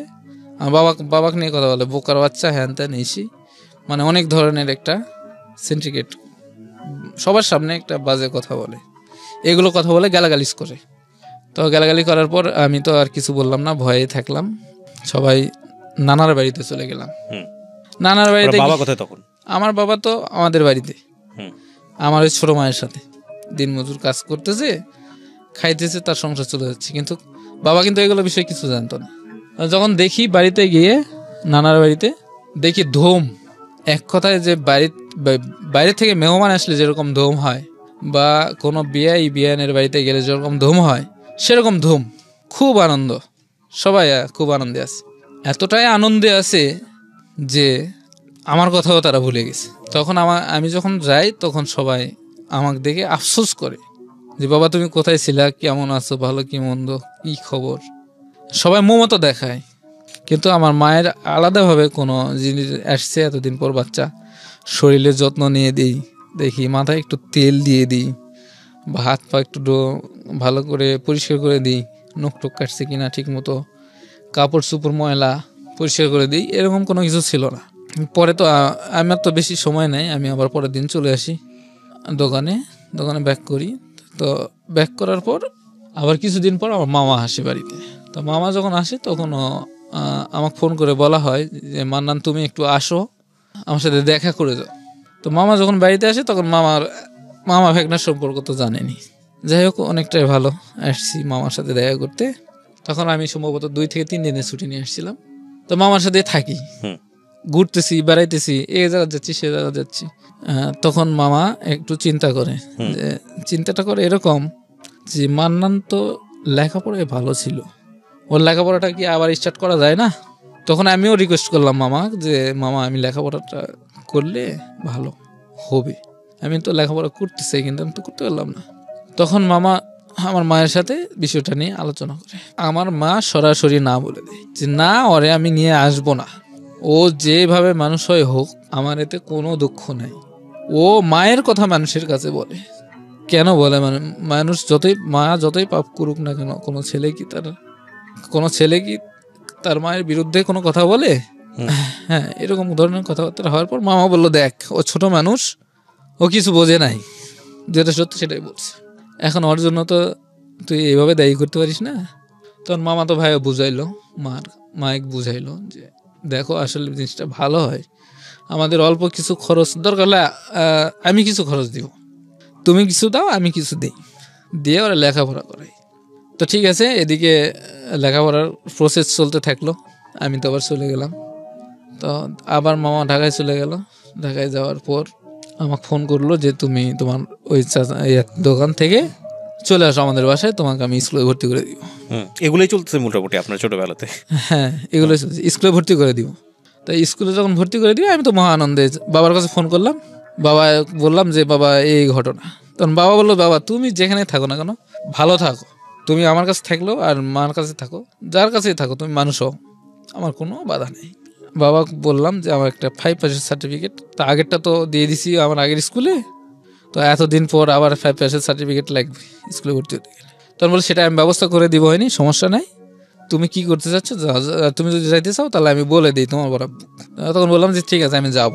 তখন থেকে আমি ওখান থেকে বরাব্বাক বলি, বরাব্বা একটু রাগই হয়, রাগ হয় এই জন্যই যে মা বরাব্বা কিন্তু জানতো বিষয়গুলো, যে ওর মা ওকে ছেড়ে চলে গেছে আর মামাটা এরকম, তখন একটু রাগই হয় যে এত কিছুর পরেও তুমি ওখানে যেতে চাও, তো ঠিক আছে যাও, আমি আর তোমাকে কোনো বাধা দিব না। চলে আসি, আসার সময় বরাব্বা আমাকে 50 টাকা দেয়, 50 টাকা নিয়ে আমরা চলে আসি। আমি এবং আমার বাবা দুজনেই আমি আসি নানার বাড়িতে। তো আমার বাবার একটা ইয়ে ছিল যে আমার নানির জন্য সবসময় বাজার থেকে পান সুপারি কিনে নিত। তো পান সুপারি কিনে নিয়ে ওইভাবেই গেছে। তখন আমার মা নানার বাড়িতে ছিল না, মামাও ছিল না। তখন আমাকে গিয়ে দিয়ে আসার কথা আর কি। আমি গেছি, আমার নানির কাছে বললো যে ওরে একটু ভালো মতো দেখে রাখেন, আমি তো ওর খেয়াল রাখতে পারি না, তা আপনাদের কাছে দিয়ে গেলাম, আপনারা ওরে মানুষ করেন। বাবা যখন চলে গেল তখন তো প্রথম কয়েকদিন আমার খুব সুন্দর কাটলো। মানে প্রথম অবস্থায় স্কুলে যাওয়া, স্কুলে ভর্তি হওয়া, স্কুলে যাওয়া আসা, বই কিনা, সব খরচই আমি পাইলাম। আর আমার নানির কাছ থেকে ওরা খাওয়ার খরচও দিয়ে দিত, নানি খাওয়ার খরচও সবাই দিত, মানে তিনজন মিলে খুব সুন্দরভাবে চলতো। এখন আমি এখানে একটু দুর্বল হয়ে গেছিলাম লেখাপড়ার প্রতি এরকম দুর্বল হয়েছিলাম যে আমি ইংলিশ সাবজেক্টটা একবারে পারতাম না। ইংলিশ সাবজেক্টটা মানে একবারেই আমি পারতাম না। তো এই বিষয়টা দ্বিতীয় পরীক্ষার পরে আমার মামাতো ভাই তদন্ত করে। তখন হাই স্কুলের হেডমাস্টার ছিল সম্পর্কে নানা এলাকায়, মানে আমাদের নানার বাড়ির পাশেই বাড়ি। আর আমার একটা মামা ছিল, ওনার কাছে প্রাইভেট পড়তাম। তা ওর সাথে আমার ওই মামার সাথে আর আমার মামাতো ভাইয়ের সাথে খুব ভালো একটা সম্পর্ক, প্রতিদিনই ফোনে কথাবার্তা হতো। আমার বিষয়টা হচ্ছে প্রায় আমাকে দিয়েছিল কোচিং আমার মামার কাছে। আমি কোচিং করতে করলে ওই ইংলিশটা যে পারতাম না, এটা তখন মামাটা বুঝতে পারছে আর কি পরে। এটা আমার মামাতো ভাই যখন বলছে যে ওর আসলে একটু ইন্টারভিউ নাও তো কেমন পারে লেখাপড়া, তারপরেই কিন্তু কোচিংটা দেওয়া হয়। আচ্ছা, কোচিংটা যখন দেওয়া হয় তখন তো মামা বুঝতে পারে জিনিসটা যে ও ইংলিশ পারে না আর অন্যান্য পড়ার প্রতি দুর্বল। আর মাস্টার যখন বলছে, মাস্টার সরাসরি আমার ক্লাসে সরাসরি আমাকে মানে টার্গেট করে ডাক দিয়ে আমাকে প্রশ্ন করে কয়েকটা। আচ্ছা, তা আমি যেগুলো প্রশ্ন করছি একটার উত্তর দিতে পারি নাই। এক কথায় আমি পুরোই মানে ভুলছিলাম, আমি কিছুই পারতাম না। তারপরে তো এই রিপোর্টটা মামার কাছে গেল। আস্তে আস্তে খাওয়ার খরচ বন্ধ হয়ে গেল। নানি বৃদ্ধ মানুষ, প্রতিবেশীদের কাজ করতো, একটু খাওয়ান দাওয়ান নিয়ে আসতো, খাইতো নিজে। এখন আমি নানির মধ্যে পড়ে গেলাম, বোঝা হয়। এখন মাও খরচ দেয় না, মামাতো ভাইও খরচ দেয় না, মামাও খরচ দেয় না, শুধু ইংলিশের কারণে, শুধু এই পড়ালেখার কম পারার কারণে। এমন সময় এসে গেল, ফাইনাল পরীক্ষার সময় এসে গেল। এর মধ্যে কিন্তু ক্লাস করতেছি, টুকটাক করে ক্লাস করতেই আছি, মানে লেখাপড়ার ছাড়ি নাই। পরে খরচ বন্ধ করে দিল, ডিরেক্টলি কিছু বললো না, খরচ বন্ধ করে যখন দিল তখন আমার নানি আমাকে বিভিন্ন ধরনের কথাবার্তা বলা শুরু করলো। আর এক বাড়ির ছেলে এই বাড়িতে এসে খায় থাকে, কেন আমি এগুলো বোঝা টানবো?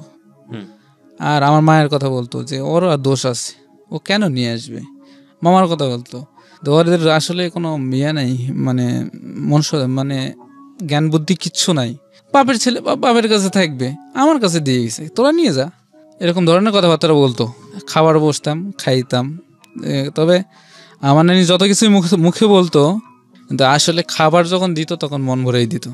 হ্যাঁ, তখন মুখে অনেক কিছুই বলতো, কিন্তু আমাকে খুবই ভালোবাসতো। পরে এই জিনিসটা নিয়ে যখন খরচ বন্ধ করে দিল টোটালি, তখন ফাইনাল পরীক্ষার সময় এসে গেছে। অ্যান্ড ফাইনাল পরীক্ষার ফিস দিতে হবে। ফাইনাল পরীক্ষার ফিসের কথা আমি সবার কাছে বলি, মার কাছে বলি, মামার কাছে বলি, মামাতো ভাইয়ের কাছে বলি। ফাইনাল পরীক্ষার ফিসের টাকা আর কেউ দেয় না। এখন নানি আমাকে বলে তুই রিক্সা চালা বা গাড়ি চালে টাকাটা দিই। আমি কই না নানি, আমি রিক্সা গাড়ি চালাতে পারবো না, আমি ছোট মানুষ, চালাতে গিয়ে জীবন দিব, মেন রোডে চালাতে গিয়ে আমি অ্যাক্সিডেন্ট করে বসলে তো তাহলে তুই কী করবি? আমি বলি তাহলে পড়ালেখা বাদ দিব, আর কিছু করার নেই আমার। তখন কইলো ঠিক আছে দেখ যেটা ভালো হয়। তা আমি স্কুলে যাওয়া বন্ধ করে দিলাম লজ্জার কারণে, টাকা দিতে পারি নাই। তাই পরীক্ষা হয়ে গেল, ফাইনাল পরীক্ষা। এর মধ্যে আমার মামাতো ভাই আমাকে ঢাকায় নিয়ে আসার প্ল্যান করছে। আর আমার মা ডিরেক্টলি না করে দিছে যে না, আমি ওকে আমার কাছে রাখবো না। আমি ঢাকায় থাকলে বিভিন্ন মানুষের সাথে কথাবার্তা বলি, একটা পুরুষ মানুষের সাথে কথা বললেও ও সন্দেহ করে, ওর বাবার মতো সন্দেহ করবে, বা ওর বাবার মতো সন্দেহ করে একটা কথা বলবে, মানুষজন খারাপ মনে করবে, আমার সবার সাথে মিশতে হয়, এই জন্য আমি ওরে নিয়ে আসবো না। আর ওই যে আগের বিষয়টা বললাম, যেটা যে আমার সব কথাগুলো, যে মার কথাগুলো প্রকাশ করছিলাম, এই জন্য আমার মায়ের কাছে আমি ভালো ছিলাম না। পরে যখন মামাতো ভাই প্ল্যান করলো, মাক না জানায় একটা প্ল্যান করলো, সেটা হচ্ছে হাউজের একটা কাজ। হাউজের কাজ একজন কোম্পানির ডিরেক্টর তার খেদমত করা, যেমন অফিস টাইমে নাস্তা দেওয়া, তারপরে শু পরিষ্কার করা, জুতা মুছা গোছানো বা গোছিয়ে রাখা ইত্যাদি ইত্যাদি কাজ করার জন্য তখন আমাকে ডাক দিল। তখন আমি ঢাকা চলে আসলাম, মামাতো ভাইয়ের অফিসে গেলাম। মামাতো ভাই ডাইরেক্ট নিয়ে গেল ওই স্যারের কাছে, স্যারের বাসায়। মা কিন্তু জানে না কিছু, মামাও কিছু জানে না। তো আমাকে ওখানে নিয়ে চাকরি দিল, 1200 টাকা বেতন মাসে। আমার কাছে অনেক কিছু, 1200 টাকা বেতনের কাজ পাইছি আর কি লাগে। এরকম করতে করতে 8 মাস করলাম, করার পরে 1800 টাকা বেতন হলো। বেতন হওয়ার পর ইতিমধ্যে আমার খালু বিদেশে যাবে, এটা 2008-এর কথা সম্ভব। বিদেশ যাবে, খালুর কাছে আমার টাকা নাই। তো আমি যে কাজ করে টাকাগুলো জমাইছিলাম, আর স্যারে কিছু টাকা আমাকে বকশিশ দিত, পার্টি হতো মাঝে মাঝে, কিছু টাকা পাইতাম।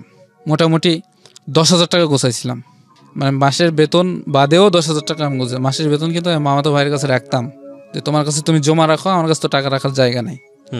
এগুলো বাদে আমি 10,000 টাকা গোছাইছিলাম। গোছায় আমার ওই খালুর এমন পরিস্থিতি হয়ে গেছে, টাকা জমা দিতে না পারলে আর সে বিদেশ যেতে পারবে না বা টাকাও ফেরত পাবে না। তা আমি ওই বিপদের সময় 10,000 টাকা তাকে দিই, 10,000 টাকা তার ভাইয়ের হাতে দিই।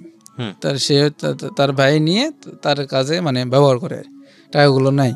নেওয়ার পরে ওনার কাজ তো হয়ে গেল, আল্লাহর রহমতে উনি সবার কাছে আমার প্রশংসা করছে যে ছোট্ট একটা মানুষ, সে আমাকে 10,000 টাকা দিয়ে হেল্প করছে। আর যেটুকু সান্ত্বনা দিছে, আমি অনেক সান্ত্বনা দিয়েছি যে আপনি কোনো টেনশন করবেন না, এদিকে আমি দেখব। তো খালু যখন বাইরে গেল, সংসারের বাইরে গেলে তো একটা মানুষ এস্টাবলিশ হয় না, সহজে টাকা পাঠাতে পারে না। তখন ওই খালার বাড়ির খালাতো ভাই বোন 2 জন, ভাই একটা বোন একটা আর খালা, এই 3 জন মিলে একটা সংসারে একটা খরচ আছে, লেখাপড়ার খরচ সহ। তখন 7ম শ্রেণীতে পড়তো আমার খালাতো ভাই, আর আমার খালাতো বোন পড়তো 6ষ্ঠ শ্রেণীতে।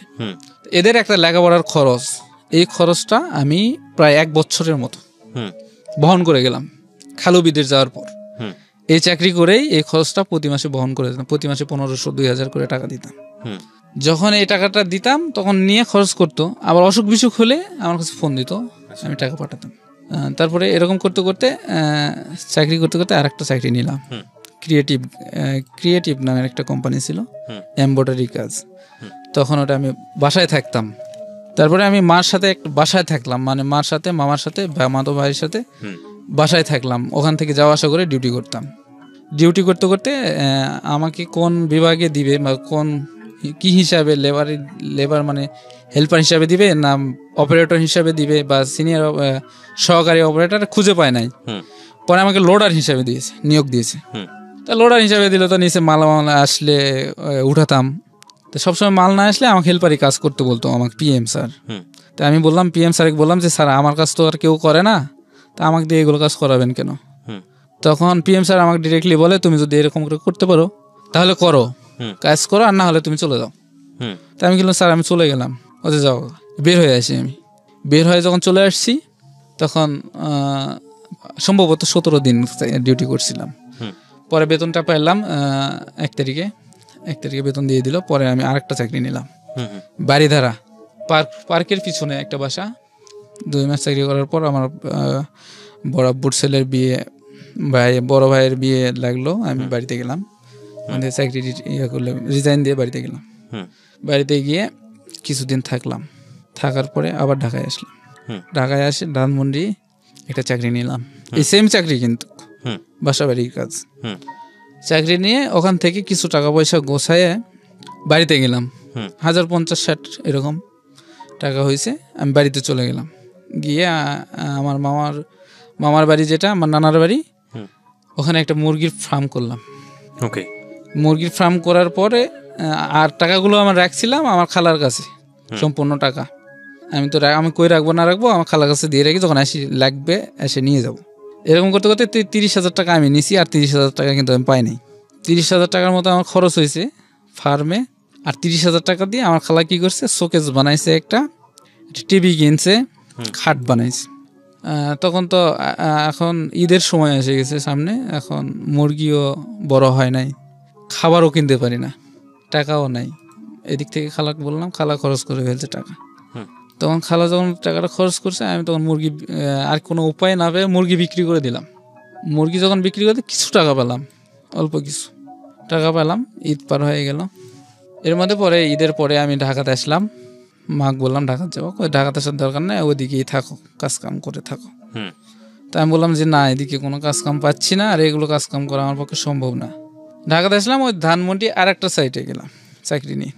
যখন ওখানে গেলাম তখন আমার ওই চাচাতো বোন, যে চাচাতো বোনের কথা বললাম আপনার প্রথমে, ওই চাচাতো বোনের নাম্বারটা আমার কাছে ছিল। তার সাথে আমি কথা বলতে শুরু করলাম। তো কথা যখন বলছি, 1 বছর 2 মাস পরিচয় দেই নাই, কোনো পরিচয়হীন কথা বলছি, খুব ডিস্টার্ব ফিল করতো। পরে একদিন আমাদের এলাকায় দেখা করতে বলছে, যে দেখা করছে যখন আমি যখন দেখা করছি তখন আমাকে চিনতে পারছি। তখন আমাকে বলছে যে শোনো, তোমরা যাই করো না কেন, নেক্সট টাইম যেন আর এটা আমি না দেখি, আজকের জন্য ছেড়ে দিলাম। কে বলেছে এটা? আমার চাচাতো বোন বলছে। আচ্ছা।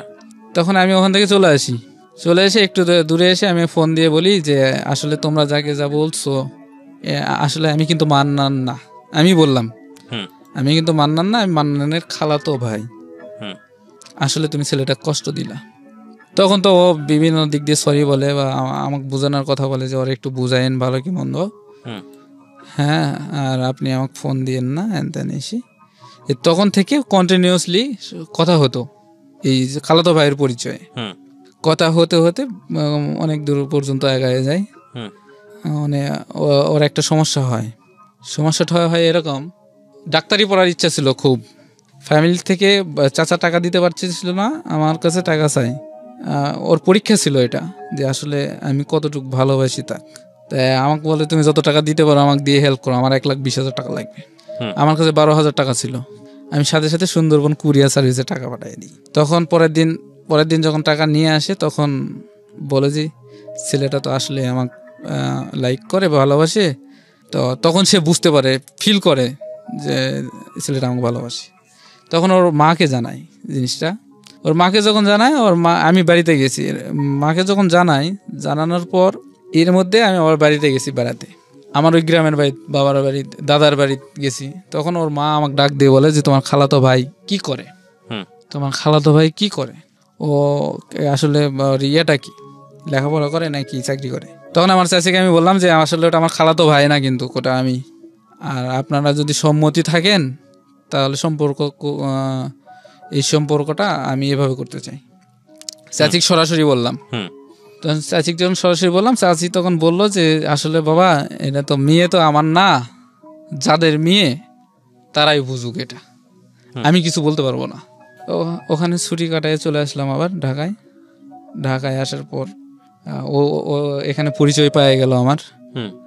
তা পরিচয় পাওয়ার পর বললো আমাকে, তুমি মায়া এসব কথা বলছো, তোমার তো সাহস কম না, তুমি এগুলো কথা মার কাছে বলছো? আমি বলছি যেটা সত্যি আমি সেটা বলছি। এখন রিসিভ করবা না ডিলিট করবা সেটা তোমার ব্যাপার। কিন্তু আমার একটা আবেগ ছিল ছোটোর থেকে, এটা আমি জানাইছি, এখন তোমার ব্যাপার, তুমি কি করবা। এটা জীবনে অপসিবল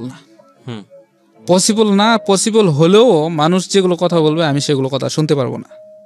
তখন আমি অফার করছিলাম যে তুমি কি মানুষের কাছে থাকবা, তুমি তো থাকবা আমার কাছে, আমি তোমাকে অনেক দূরে রাখবো মানুষের থেকে। তারপরও পছন্দ করো নাই, এটা ইগনোর করে চলছে। এটা করতে করতে ধানমন্ডির চাকরির থেকে ওখান থেকে আবার গন্ডগোল হয়, চাচার সাথে আমার বাবার গন্ডগোল হয়। ও আবার কমপ্লেন করছে যে আমাকে ডিস্টার্ব করে, হ্যান ত্যান এসে। তো ওকে আমি পছন্দ করি না, ও আমাকে বারবার ফোন দেয়, এই সেই। আবার এর মধ্যে আবার বাড়িতে যাই, বাড়িতে গিয়ে চাচাকে বুঝাই বলি যে চাচা, যে আমার এই টাকাগুলো নিচে, টাকাগুলো দিয়ে দেন, আমি এখন খুব সমস্যায় আছি। তখন চাচা ওর মেয়েকে ডাক দিয়ে যখন বলে যে আর সত্যি তুমি টাকাটা কি নিছো, তখন পবিত্র কোরআন শরীফ নিয়ে শপথ করে যে আমি ওকে চিনি না, আমি ওর সাথে কথাও বলি নাই, বা আমি টাকাও নেই নাই, সরাসরি এই কথা বলে, মিথ্যা কথা বলে। তখন আমার চাচা প্রচুর রাগ হয় আমার উপর। চাচা কেন, চাচার যতগুলো ভাই আছে, বাবা আছে, সবাই রাগ হয়। এমনিতেই তো শত্রুতার মতো একটা সিস্টেম, আবারও রাগ হয়ে যায়। পরবর্তীতে আমার বাবা ফোন করে আমাকে বললো যে তুমি বাবা এখানে আসো না, আসলে ওরা রাগ হয়ে আছে, তোমাকে কিছু একটা করে ফেলবে, এটার পরে সমস্যা হবে। তো আমি বলবো ঠিক আছে আমি আসতেছি, তখন বললাম যে আমি আসতেছি। পরে চিন্তা করলাম যে আমি যাব না, দরকার নেই গন্ডগোল করার, টাকা নিয়ে গেছে জায়গা। কিছুদিন পর আমার চাচাতো বোনের বিয়ে লাগলো। পরে বিয়ের সময় আমি গেলাম যখন, তখন আমি শুনলাম যে ওর বিয়ে হয়ে গেছে। আমাদের স্কুল পাড়ার একটা ছেলের সাথে পরিচিতই। আমি পড়তাম 4-এ, ও তখন 5-এ পড়তো, ওই ক্লাস 5-এ পড়তো। পরে যখন বিয়ে শাদী হয়ে গেছে তখন তা আমার আর দুঃখ করারও কিছু নাই, কষ্টেরও কিছু নাই। আমি ওইভাবে থাকলাম, থাকতে থাকতে আবার ঢাকায় চলে আসলাম। ঢাকায় এসে একটা মেয়েকে পছন্দ করলাম। এই বাসার কাজ করতে করতে ধানমন্ডি থেকে একটা মেয়েকে পছন্দ করতে আর কাজ করতে করতে একদিন দেখে খুব চেনা চেনা লাগে। যখন চেনা চেনা লাগে তখন ভালো করে দেখার চেষ্টা করি। ভালো করে দেখার, কাপড় চোপড় পরিষ্কার করতাম, ধুতাম, ফ্লোর পরিষ্কার করতাম, ছাদে যাইতাম কাপড় লাটাতে। তো সবসময় ফলো করতাম যে মেয়েটা ছাদে কখন ওঠে। তো আমাদের সাথে আরও ছিল সুমির ভাই, শফিকুল ভাই, ওরাও বলতো কি ব্যাপার তুমি এখানে ওয়েট করো কিসের জন্য? আমাদের ভাই ওই মেয়েটাকে না আমার খুব ভালো লাগে, আমি ওই মেয়েটাকে খুব ভালোবাসি, মানে পছন্দ করি। তো এরকম বলতে হঠাৎ করে একদিন ছাদে ওঠে, দেখা হয়ে যায় সরাসরি। তো যখন সরাসরি দেখা হয় তখন আমি বলি যে আমি তোমাকে লাভ করি, তুমি কি বলো? তুমি যদি বলো তাহলে আমি সব ব্যবস্থা করব। ও কিছু বলে না, ও হাসি দিয়ে নিচে নামে চলে যায়। এর মধ্যে আমাদের বাসার থেকে পাশের বাসা ছিল, ওটা পাশের বাসা, আমাদের এই বাসায় 2টা মেয়ে ছিল, ওরাও কাজ করতো। তো ওর সাথে আর এর সাথে কথাবার্তা হতো, একই ফ্লোর কিন্তু 3 তলা কথাবার্তা বলতো। যখন কথাবার্তা বলতো তো ওর একটা বিআইয়ের নাম্বার আমার কাছে পাঠায়, মানে হচ্ছে ওর বিআই, ওর বোনের স্বামীর ভাই। তো যখন পাঠায় তখন আমি ওর সাথে কথা বলি, ওর বিআইয়ের সাথে কথা বলি, এবং আমরা বন্ধুত্ব বানাই, মানে একজন অপরের বন্ধু হিসেবে আমরা কথা বলতাম। তো বন্ধু হিসেবে যখন কথা বলতাম তখন এক সময় দেখলাম যে আমার ওই মেয়েটার কথাবার্তা যখন বলতাম তখন ও বলতো যে মেয়েটাকে আমি পছন্দ করি, ও আমার ভাইয়ের শালী। আমি বলছি ভাই ওকে তো আমিও পছন্দ করি। হ্যাঁ, পরে আমি ওর সাথে বন্ধুত্ব হয়, অনেকদিন কথা হয়। পরে বললো যে ভাই একদিন আসেন আমাদের এলাকা দেখে যান। তা আমি কি করলাম, যখন গেলাম তখন তো আমার ওই বন্ধু অবাক, শহরের থেকে আমার বন্ধু আসছে। ও ছিল মানে ময়লা শরীরে, খালি গায়ে, অবাক হয়ে গেছে। তখন বললো যে একটু বসেন, আমি আসতেছি যখন বলে চলে গেল। আবার 10 মিনিট পরে আসলো, তারপরে 10 মিনিট পরে আসলো, আমাকে বাসায় নিয়ে গেল। সেদিন আর কোনো জায়গা বের হলাম না। পরের দিন আমি এই মেয়েটার বাড়িতে গেলাম। ও কিন্তু জানতো যে আমি ও একটা বিশ্বাস ছিল ওর যে মেয়েটা ওকে ভালোবাসে, বাট ওর সাথে যতই ছেলে আসুক বা যাই হোক না কেন আমাকে ছেড়ে যাবে না, ও এই বিষয়টা এরকম করে মাথায় নিয়েছিল বিষয়টা। পরে আমি মেয়ের বাড়িতে যাই, মেয়ের বড় বোন ছিল, মা বাবা ছিল, আরও অনেক আত্মীয় স্বজন ছিল। তা আমি গিয়ে বড় বোনের সাথে কথা বলতে বলতে তখন আমি বলি যে আমি এই জন্য আসছি, যে এই যে আপনাদের মেয়েকে আমার ভালো লাগে। তো আমি তখন বড় আপাকে বললাম যে আপা আমি যে আসছি, আমি তো চলে যাব, আমাকে একটা ছবি দেওয়া যায় মেয়েটার? ওই মেয়েটার ছবি ছিল একটা, তখন দিবে না দেওয়ার মন ছিল। পরে অনেক রিকোয়েস্ট করার পর দেওয়ার পরে আমি আবার ওটা নিয়ে পরের দিন ঢাকায় চলে আসি। ঢাকায় এসে আবার ওই মেয়েটাকে দেখাই যে এই দেখো তোমার ছবি। ও বাড়িতে যাওয়ার পরে জানতে পারছে যে আমি ওদের বাড়িতে গেছি। তখন যখন দেখাই তখন দেখে বলে যে তুমি বাড়িতে গেছিলা কেন আমাকে না বলে? তো আমি বলছি আমি তোমার তথ্য নিতে গেছি, আসলে তোমার তথ্যটা তোমাকে ভালো লাগছে, তো তোমার তথ্য নিতে গেছি, এই জন্য তোমার বাড়িতে। আসলে এরকম করে কেউ তো আমার সাথে সময় দেয় না, বা তোমার জন্য আমি অপেক্ষা করি, তুমি আমার জন্য অপেক্ষা করো বারান্দায়, তো এরকম কেউ অপেক্ষা করে না, এই জন্য গেছি। ওখান থেকে আবার কিছুদিন পর ছুটি নিলাম, বাসায় যাব, মামাতো ভাইয়ের বাসায়। যখন মামাতো ভাইয়ের বাসায় গেলাম ছুটি নিয়ে, মামাতো ভাইকে দেখালাম যে ভাইয়া এই ছবিটা দেখেন, এই ছবিটা দেখে আপনি মামার সাথে কথা বলেন, মার সাথে কথা বলেন, এই মেয়েটাকে আমার ভালো লাগে। আমি এই মেয়েটার বাড়িতে গেছিলাম, প্লাস কথাবার্তাও বলছি। তখন আমার মামাতো ভাই বলতেছে যে তুই বাড়িতে গেছিলি অথচ আমরা জানি না, তার মানে তুই বিয়ে করে ফেলছিস, এখন তুই আমার সাথে ফাজলামি করতিস। তখন আমি বললাম যে না, আমি বিয়ে করি নাই, জাস্ট গেছিলাম। আর তোমাদের যদি কোনো সম্মতি না, তোমাদের যদি কোনো আপত্তি থাকে তাহলে বাদ, জিনিসটা বাদ, এই পর্যন্তই থাকো। আর যদি তোমাদের আপত্তি থাকে না থাকে তাহলে মেয়েটার খোঁজ খবর নিতে পারো। আমি মেয়েটার বাড়িতে গেছিলাম। তো এই কথা বলার পর আমি তো ছুটি কাটায় আবার চাকরিতে চলে গেছি, কাজে চলে গেছি। এদিকে ফাটাই ফেলছি কি যে মেয়েটাকে বিয়ে করছে আমার মামা, আমার খালা, আমার মা, আমার মামাতো ভাই, বাড়ির সবাই। মান্নানা এই কাজ করে ফেলছে, বিয়ে করে ফেলছে, একটা অপরিচিত মেয়ে বিয়ে করে ফেলছে।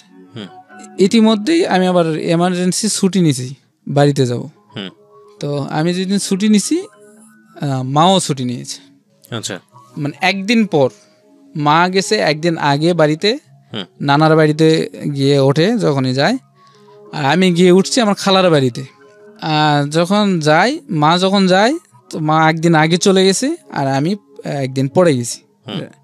রাতের বেলা ঘুমাইছি, সকালবেলা ঘুম থেকে উঠছি, উঠে দেখি আমার মা হাজির খালার বাসায়।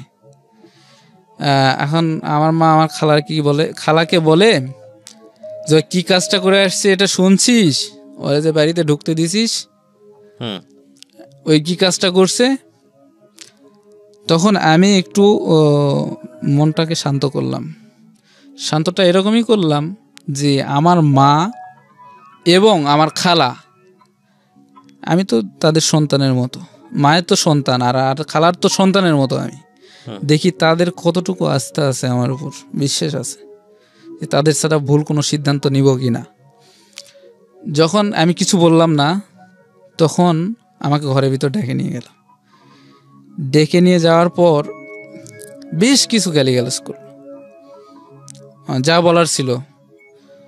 বলার পরে আমার খালা আমাকে আস্তে করে বললো যে তুমি এরকম যেহেতু হয়ে গেছে তুমি ওই মেয়েটাকে ডিভোর্স দাও বা যোগাযোগ করো না। তখন আমি বললাম যে আসলে তোমরা কি মেয়ে মানুষ, যে মেয়ে মানুষ হয়ে আর একটা মেয়ে মানুষের ক্ষতি করতে চাও? আমি কিন্তু এই কথাটা বললাম, তোমরা কি মেয়ে মানুষ যে মেয়ে মানুষ হয়ে আর একটা মেয়ে মানুষের ক্ষতি করতে চাও? তখন ওনারা আরো কঠিন হয়ে যায় এবং এক পর্যায়ে আমি কোনো উত্তর দিই না, এমন কথা বলতে থাকে যা আমার প্রচণ্ড হিট করে। তারপরে হচ্ছে ওই দিন রাতের বেলা আমাকে ঘর থেকে বের করে দেওয়া হয়, মা এবং খালা মিলে। ওকে, ঘরের থেকে বের করে যখন দেয় তখন আমি চলে যাই। যে মা বাবা যেখানে বিশ্বাস করে না যাদের কাছে থাকি, তো আমি এই সংসারে থাকি, আমি বাকি করবো, আমি চলে যাই। কিন্তু টাকা যেগুলো দিছিলাম মোট ৭৩,০০০ টাকা জমা, মানে টোটাল দেওয়া হয়েছিল। আগে দেওয়া ছিল কিছু, পরে আস্তে আস্তে সংসারে খরচ করা সহ ৭৩,০০০ টাকা ২০১০ সালের ভিতরে আমি ওদের পিছনে খরচ করছিলাম। তখন মা আমাকে ডাইরেক্টলি বলে যে তোর আর দরকার নাই, তুই এখন তোর বাবার কাছে চলে যা, আর বিয়ে করছিস, সংসার তুই এখন তোর বাবার কাছে নিয়ে তোর বাবার কাছে যা, টাকা পয়সার পরে হিসাব দেখবো এটা। তো আমি আর কিছু বললাম না, আমি বের হয়ে চলে গেলাম।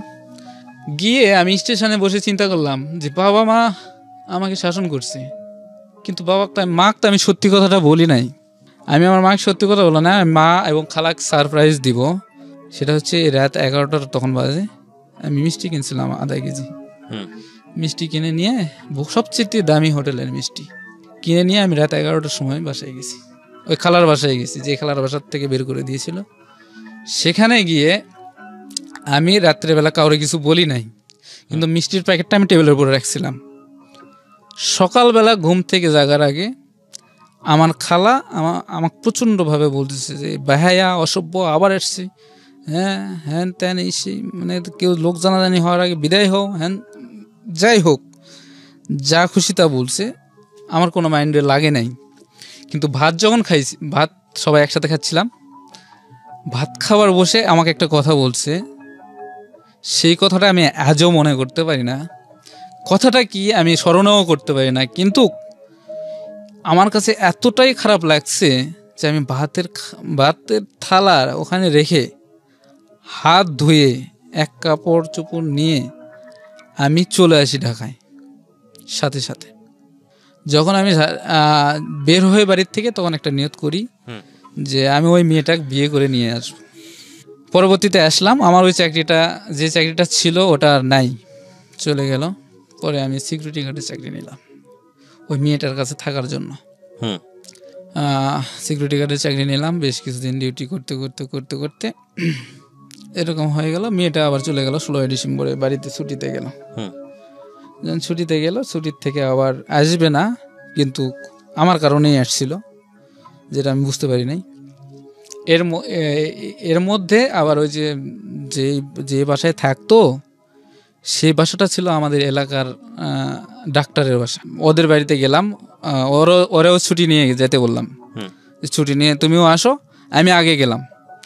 যখন আগে গেলাম, বিয়ে শাদির ব্যাপারে কথা বললাম, শ্বশুর শাশুড়ির সাথে কথা বললাম, ফুফা শ্বশুরের সাথে কথা বললাম। সবাই বলছে সবই ঠিক আছে, তুমি সব কিছুই বলছো, সব কিছুই শুনছি, কিন্তু তোমার বাবাকে ডাকতে হবে, তাহলে আমরা বিয়ে দিব। তখন আমি আমার ওই একটা ভাই ছিল, ওই সুমন্দি ধরতে গেলে বড় ভাইয়ের সাথে কথা বললাম যে ভাইয়া আব্বার কাছে তো ফোন দিবেন, কিন্তু হার্ডলি কথা বলতে হবে, নর্মালি কথা বললে কিন্তু আসবে না। হ্যাঁ, তখনই উনি বুঝতে পারলো জিনিসটা আসলে কিভাবে কথা বলতে হবে। তখন আমার বাবার কাছে ফোন দিল। ফোন দিয়ে যখন বললো এই কথা, বাবা তো পাগলের মতো অবস্থা হয়ে গেছে যে আমার ছেলেকে আটকায় রাখছে, হ্যান তেন। অথচ কিন্তু আটকায় রাখে নাই, এটা আমিই বলাইছিলাম। পরের দিন বাবা আসলো, বাবার সাথে আমার একটা খালু আসলো, ওই সম্বন্ধের খালু আসলো, আমাদের বিয়ে হলো। বিয়ে হওয়ার পর আমরা বাড়িতে চলে গেলাম, কিন্তু বিয়ে পড়ানোর আগে মার কাছে ফোন দিয়েছিলাম যে মা, এখন আমরা বিয়ে করি নাই, আমরা বিয়ে করব আগামীকালকে, তুমি কি আসবা? এই কথাটা বলার পরে বাবার কাছে ফোন দেওয়া হয়েছিল। পরে চলে গেলাম বাড়িতে বাবার কাছে। যখন গেলাম, মানে থাকলাম কিছুদিন, সপ্তাহখানিক থাকলাম। মানে এই যে যাতায়াতের যে খরচটা, আমার শ্বশুর বাড়ি কিন্তু কিশোরগঞ্জ আর আমার বাড়ি নওগাঁ জেলায়। এখান থেকে অনেক ভাড়ার একটা খরচ, জার্নিং খরচটা অনেক বেশি। 12,000 টাকা কিস্তির উপর নিয়েছে আমার বাবা। কিস্তির উপর নিয়ে আমি বিয়ে শাদী করছি। করার পরে সপ্তাহে 200 টাকা আমাকে দেওয়া লাগতো প্রতি সপ্তাহে। কাজকাম করতাম, দিতাম। এক সপ্তাহ যাওয়ার পর আবার শ্বশুর বাড়িতে আসলাম। শ্বশুর বাড়ি থেকে আবার বাড়িতে গেলাম। বাড়িতে গিয়ে এখন আমি কি কাজ করব? গেলাম এলাকার একটা চাচার কাছে, তিনি রাজমিস্ত্রির কন্ট্রাক্টারি করেন। ওনার সাথে দেখা করলাম। দেখা করার পর চাচাকে বললাম যে চাচা আমাকে একটা কাজ দেন, আমি তো এর অবস্থা, আমি তো বিয়ে শাদী করছি, এখন তো বসে থাকা চলে না, কাজ তো করতে। প্রথম দিন আমাকে এমন একটা কাজ দিল, টুকরির মধ্যে করে মাটি কাটা, মানে টুকরির মধ্যে করে মাটি নিয়ে, মাটি মাথায় নিয়ে উপরে নিয়ে যায় ফেলানো, মানে হাউস গর্ত করা। সে মাটি দিত কীরকম, যতক্ষণ না ভরতো ততক্ষণ মাটি দিতেই থাকতো। আমি একটার বেশি ফেলাতে পারতাম না, একটা ফেলায় রেস্ট নেওয়া লাগতো। পরে অনেক কষ্ট হলো, 2 দিন কাজ করলাম। কাজ সবার সাথে তাল মিলে করতে পারতাম না। চাচাও তখন আমাকে কেউ সাথে নিত না, একজনের সাথে নিত না, যে ও কাজ পারে না, ওরা নিয়ে আমি কি করব। এরকম ধরনের 2 দিন করার পর 3 দিনের দিন চাচা আমাকে বললো, বাবা তোমার তো এই অবস্থা, তোমার তো এরকম হবে না। তখন আমি কি করলাম, কি করব উপায় না পেয়ে আবার চলে আসি ঢাকায়। মিরপুরে আসি, এখানে 2 মাসের মতো থাকি স্বামী স্ত্রী একসাথে। 2 দিন মনে হয় গার্মেন্টসেও চাকরি করছি, পেঁয়াজের ব্যবসা করছি, করে এখানেও চলতে পারি না। আবার বাড়িতে চলে গেলাম। বাড়িতে গিয়ে এবার কাজ শুরু করলাম আর একটা মিস্ত্রির সাথে। তো ওনার সাথে বেশ কিছুদিন কাজ করলাম। করার পর ধীরে ধীরে সংসার অগ্রসর আগাতে থাকলো। থাকার পর এর মধ্যে অনেক কষ্ট, কিস্তির টাকা, সংসারের খরচ। বেতন ছিল 200 টাকা। তো এরকম করে করে চলতাম। একদিন কাজ না করলে পরের দিনের খাবার জুটতো না, আমার সব কিছু কিনা। শুধু পানিটা বাদে সব কিছু, লাকড়ি কন চাল ডাল ইত্যাদি আছে সব। বাবা মা তো আলাদা হয়ে গেছে, আমিও আলাদা হয়ে গেছি। পায়ে আমার প্রচণ্ড বড় ফোড়া বের হয়েছে। কাজে না গেলে খাবার জুটবে না। আমি মিস্ত্রিকে বললাম যে ভাই এই অবস্থা। কয় তুই কাজে আসিস, আমি তোর একটু হেল্প করবো নি। তো তারপর করলাম যে ঠিক আছে তাহলে আমি যাবো নি। পরে দেখি যে না, কাজে গেলাম, আমার একটু রেস্ট দিল, মানে শুকনা কাজগুলো দিল। পায়ে প্রচণ্ড ব্যথা, ড্যান পায়ে 2টা ফোড়া বাড়াইছে একসাথে। পরে কাজ টাজ করলাম, এরকম করতে করতে এমন একদিন আসলো যে ওই মিস্ত্রি টাকা পায় নাই, রাতের বেলা টাকা দিবে 10টার সময়, আর আমার বাজার করতে হবে, বাজার না করলে রাতের খাবার হবে না। টাকা পাবে রাত 10টার সময়। এখন এই রাতটা আমার না খাই কাটালাম, আমরা না খাই কাটালাম একটা রাত। পরের দিন সকালে টাকা পাইলাম, বাজার করলাম। এই কথাটা কিন্তু আমার বাবা মা বাড়ির কেউ জানে না, এখনো পর্যন্ত জানে না। পরে ওখান থেকে কাজ করতে করতে করতে করতে ইট ভাটায় কাজ করলাম। ইট ভাটায় কাজ করলাম, যখন ইট ভাটার কাঁচা ইট ভ্যান গাড়িতে করে 100 টাকা করে ইট নিয়ে নিয়ে আমি ওই ইয়ের ভিতরে দিতাম। 10 টাকা গাড়ি ছিল, যত টাকা যতটা নিতে পারতাম ততটা টাকা পাইতাম। এই টাকা মানে এরকম করতে করতে করতে করতে একটা সিজন চলে যায়। যখন বর্ষাকাল আসে তখন ইট ভাটার কিছু লাইট নষ্ট হয়ে গেছে, মানে অকার্যকর হয়ে গেছে। ওই লাইটগুলো ঠিক করতে চায়, মেরামত করতে চায়, মিস্ত্রি খুঁজে পায় না। তাই আমি তো ঢাকার থাকছি, আমি ছোটোর থেকে একটু এগুলো জিনিস নিয়ে ইচ্ছে করে কারেন্টের শর্ট খাইতাম ইত্যাদি, মানে ইন্টারেস্টেড ছিলাম।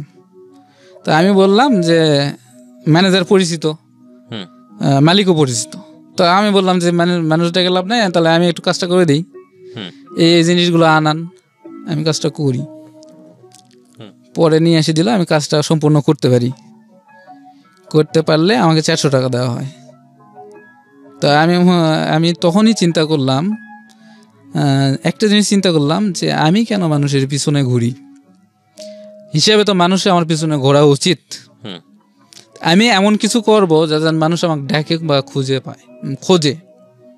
তখন থেকে আমি এরকম হার্ডলি একটা মনের মধ্যে শক্ত করে একটা প্রশ্নবিদ্ধ করলাম, মানে আমি এইরকম একটা সিদ্ধান্ত নিলাম যে আমি এমন একটা কিছু করব যে মানুষ যেন আমার বাড়িতে এসে খোঁজে, আমি যেন কাজ খুঁজতে মানুষের বাড়িতে না যাই। তখন আমি ওই ইলেকট্রিক্যাল কাজটা ওখান থেকে শুরু করি। উনি যখন 400 টাকা দেয়, আমার কাছে ছিল 300 টাকা। 700 টাকা নিয়ে আমি 2টা প্লাস কিনি, 2টা স্ক্রুড্রাইভার কিনি। আমার কিন্তু সংসারের প্রচুর অভাব, আমি কিন্তু খুব সহজেই বলেছি, আমার খুবই অভাব, যা বলার মতো না। তার মধ্যে আমি আবার কাজ জানতাম না।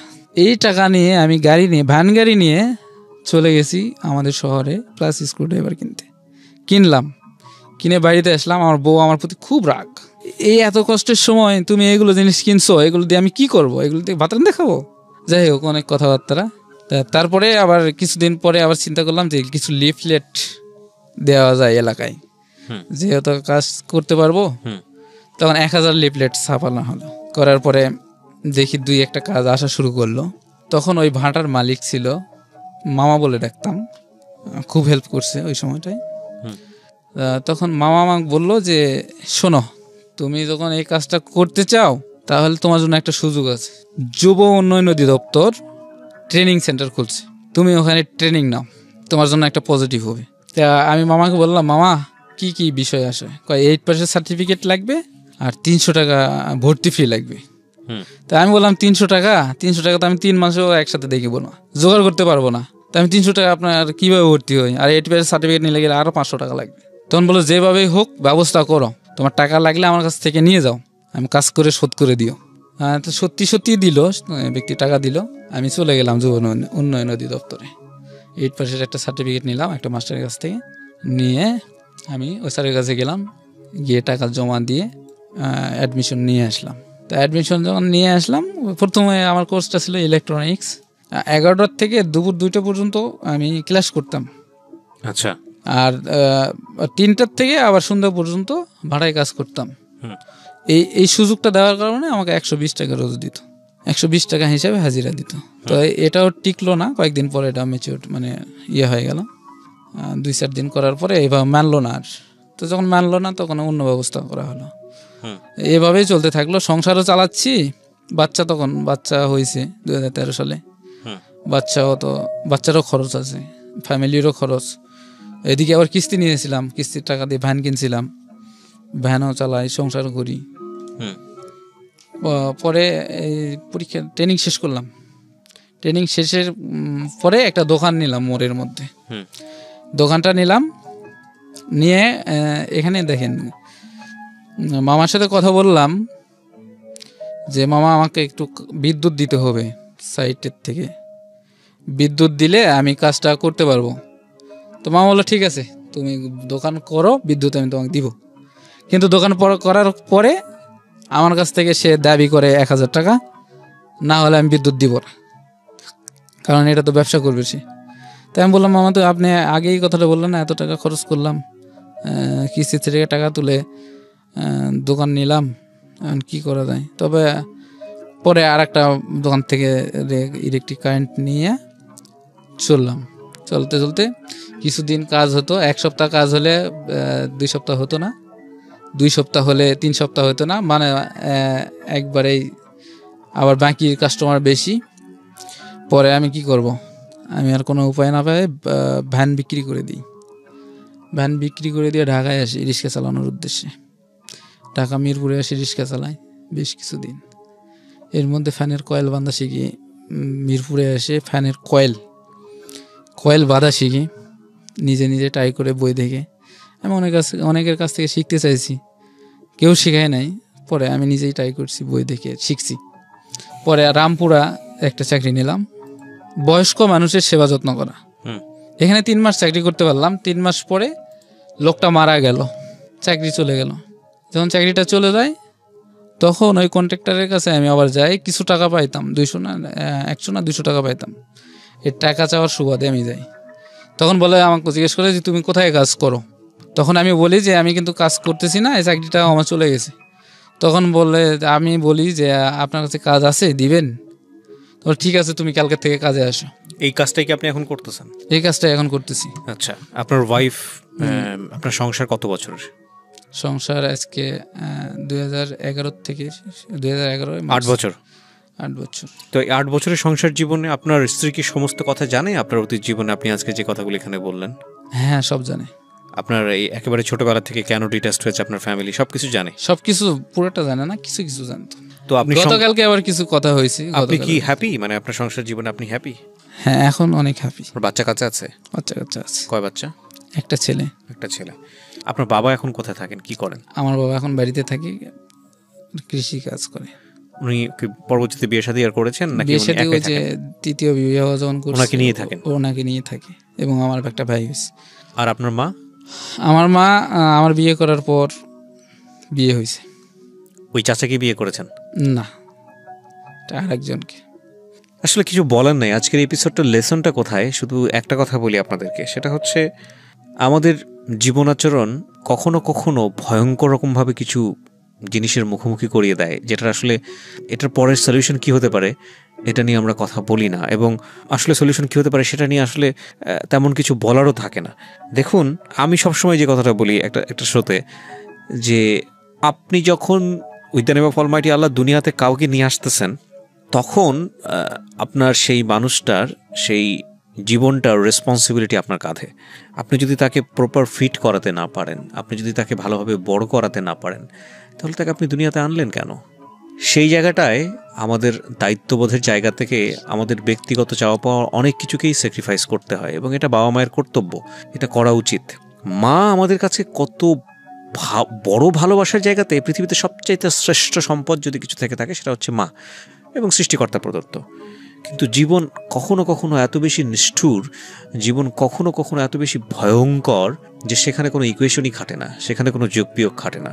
একটা জিনিস ভুলে গেলে চলবে না, সেটা হচ্ছে একজন মা তার পরিচয়ের বাইরে কিন্তু সে একজন মানুষ, তার কিছু নিডস আছে, তার প্রয়োজন আছে, সেও ভুল করতে পারে, সেও শুদ্ধ করতে পারে।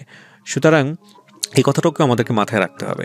আমরা বরং জাজমেন্টে না যাই, আমরা বরং এটা চিন্তা করি যে আপনি যখন একটা মানুষকে দুনিয়াতে আনছেন, আপনার সন্তান, তখন আপনাকে অনেক চিন্তা ভাবনা করেই সেটা নিয়ে আসা উচিত। আর আপনি যখন একটা ডিসিশন নেবেন, সেই ডিসিশনের জায়গাটাতে এমনভাবে নেওয়া উচিত যাতে করে আপনার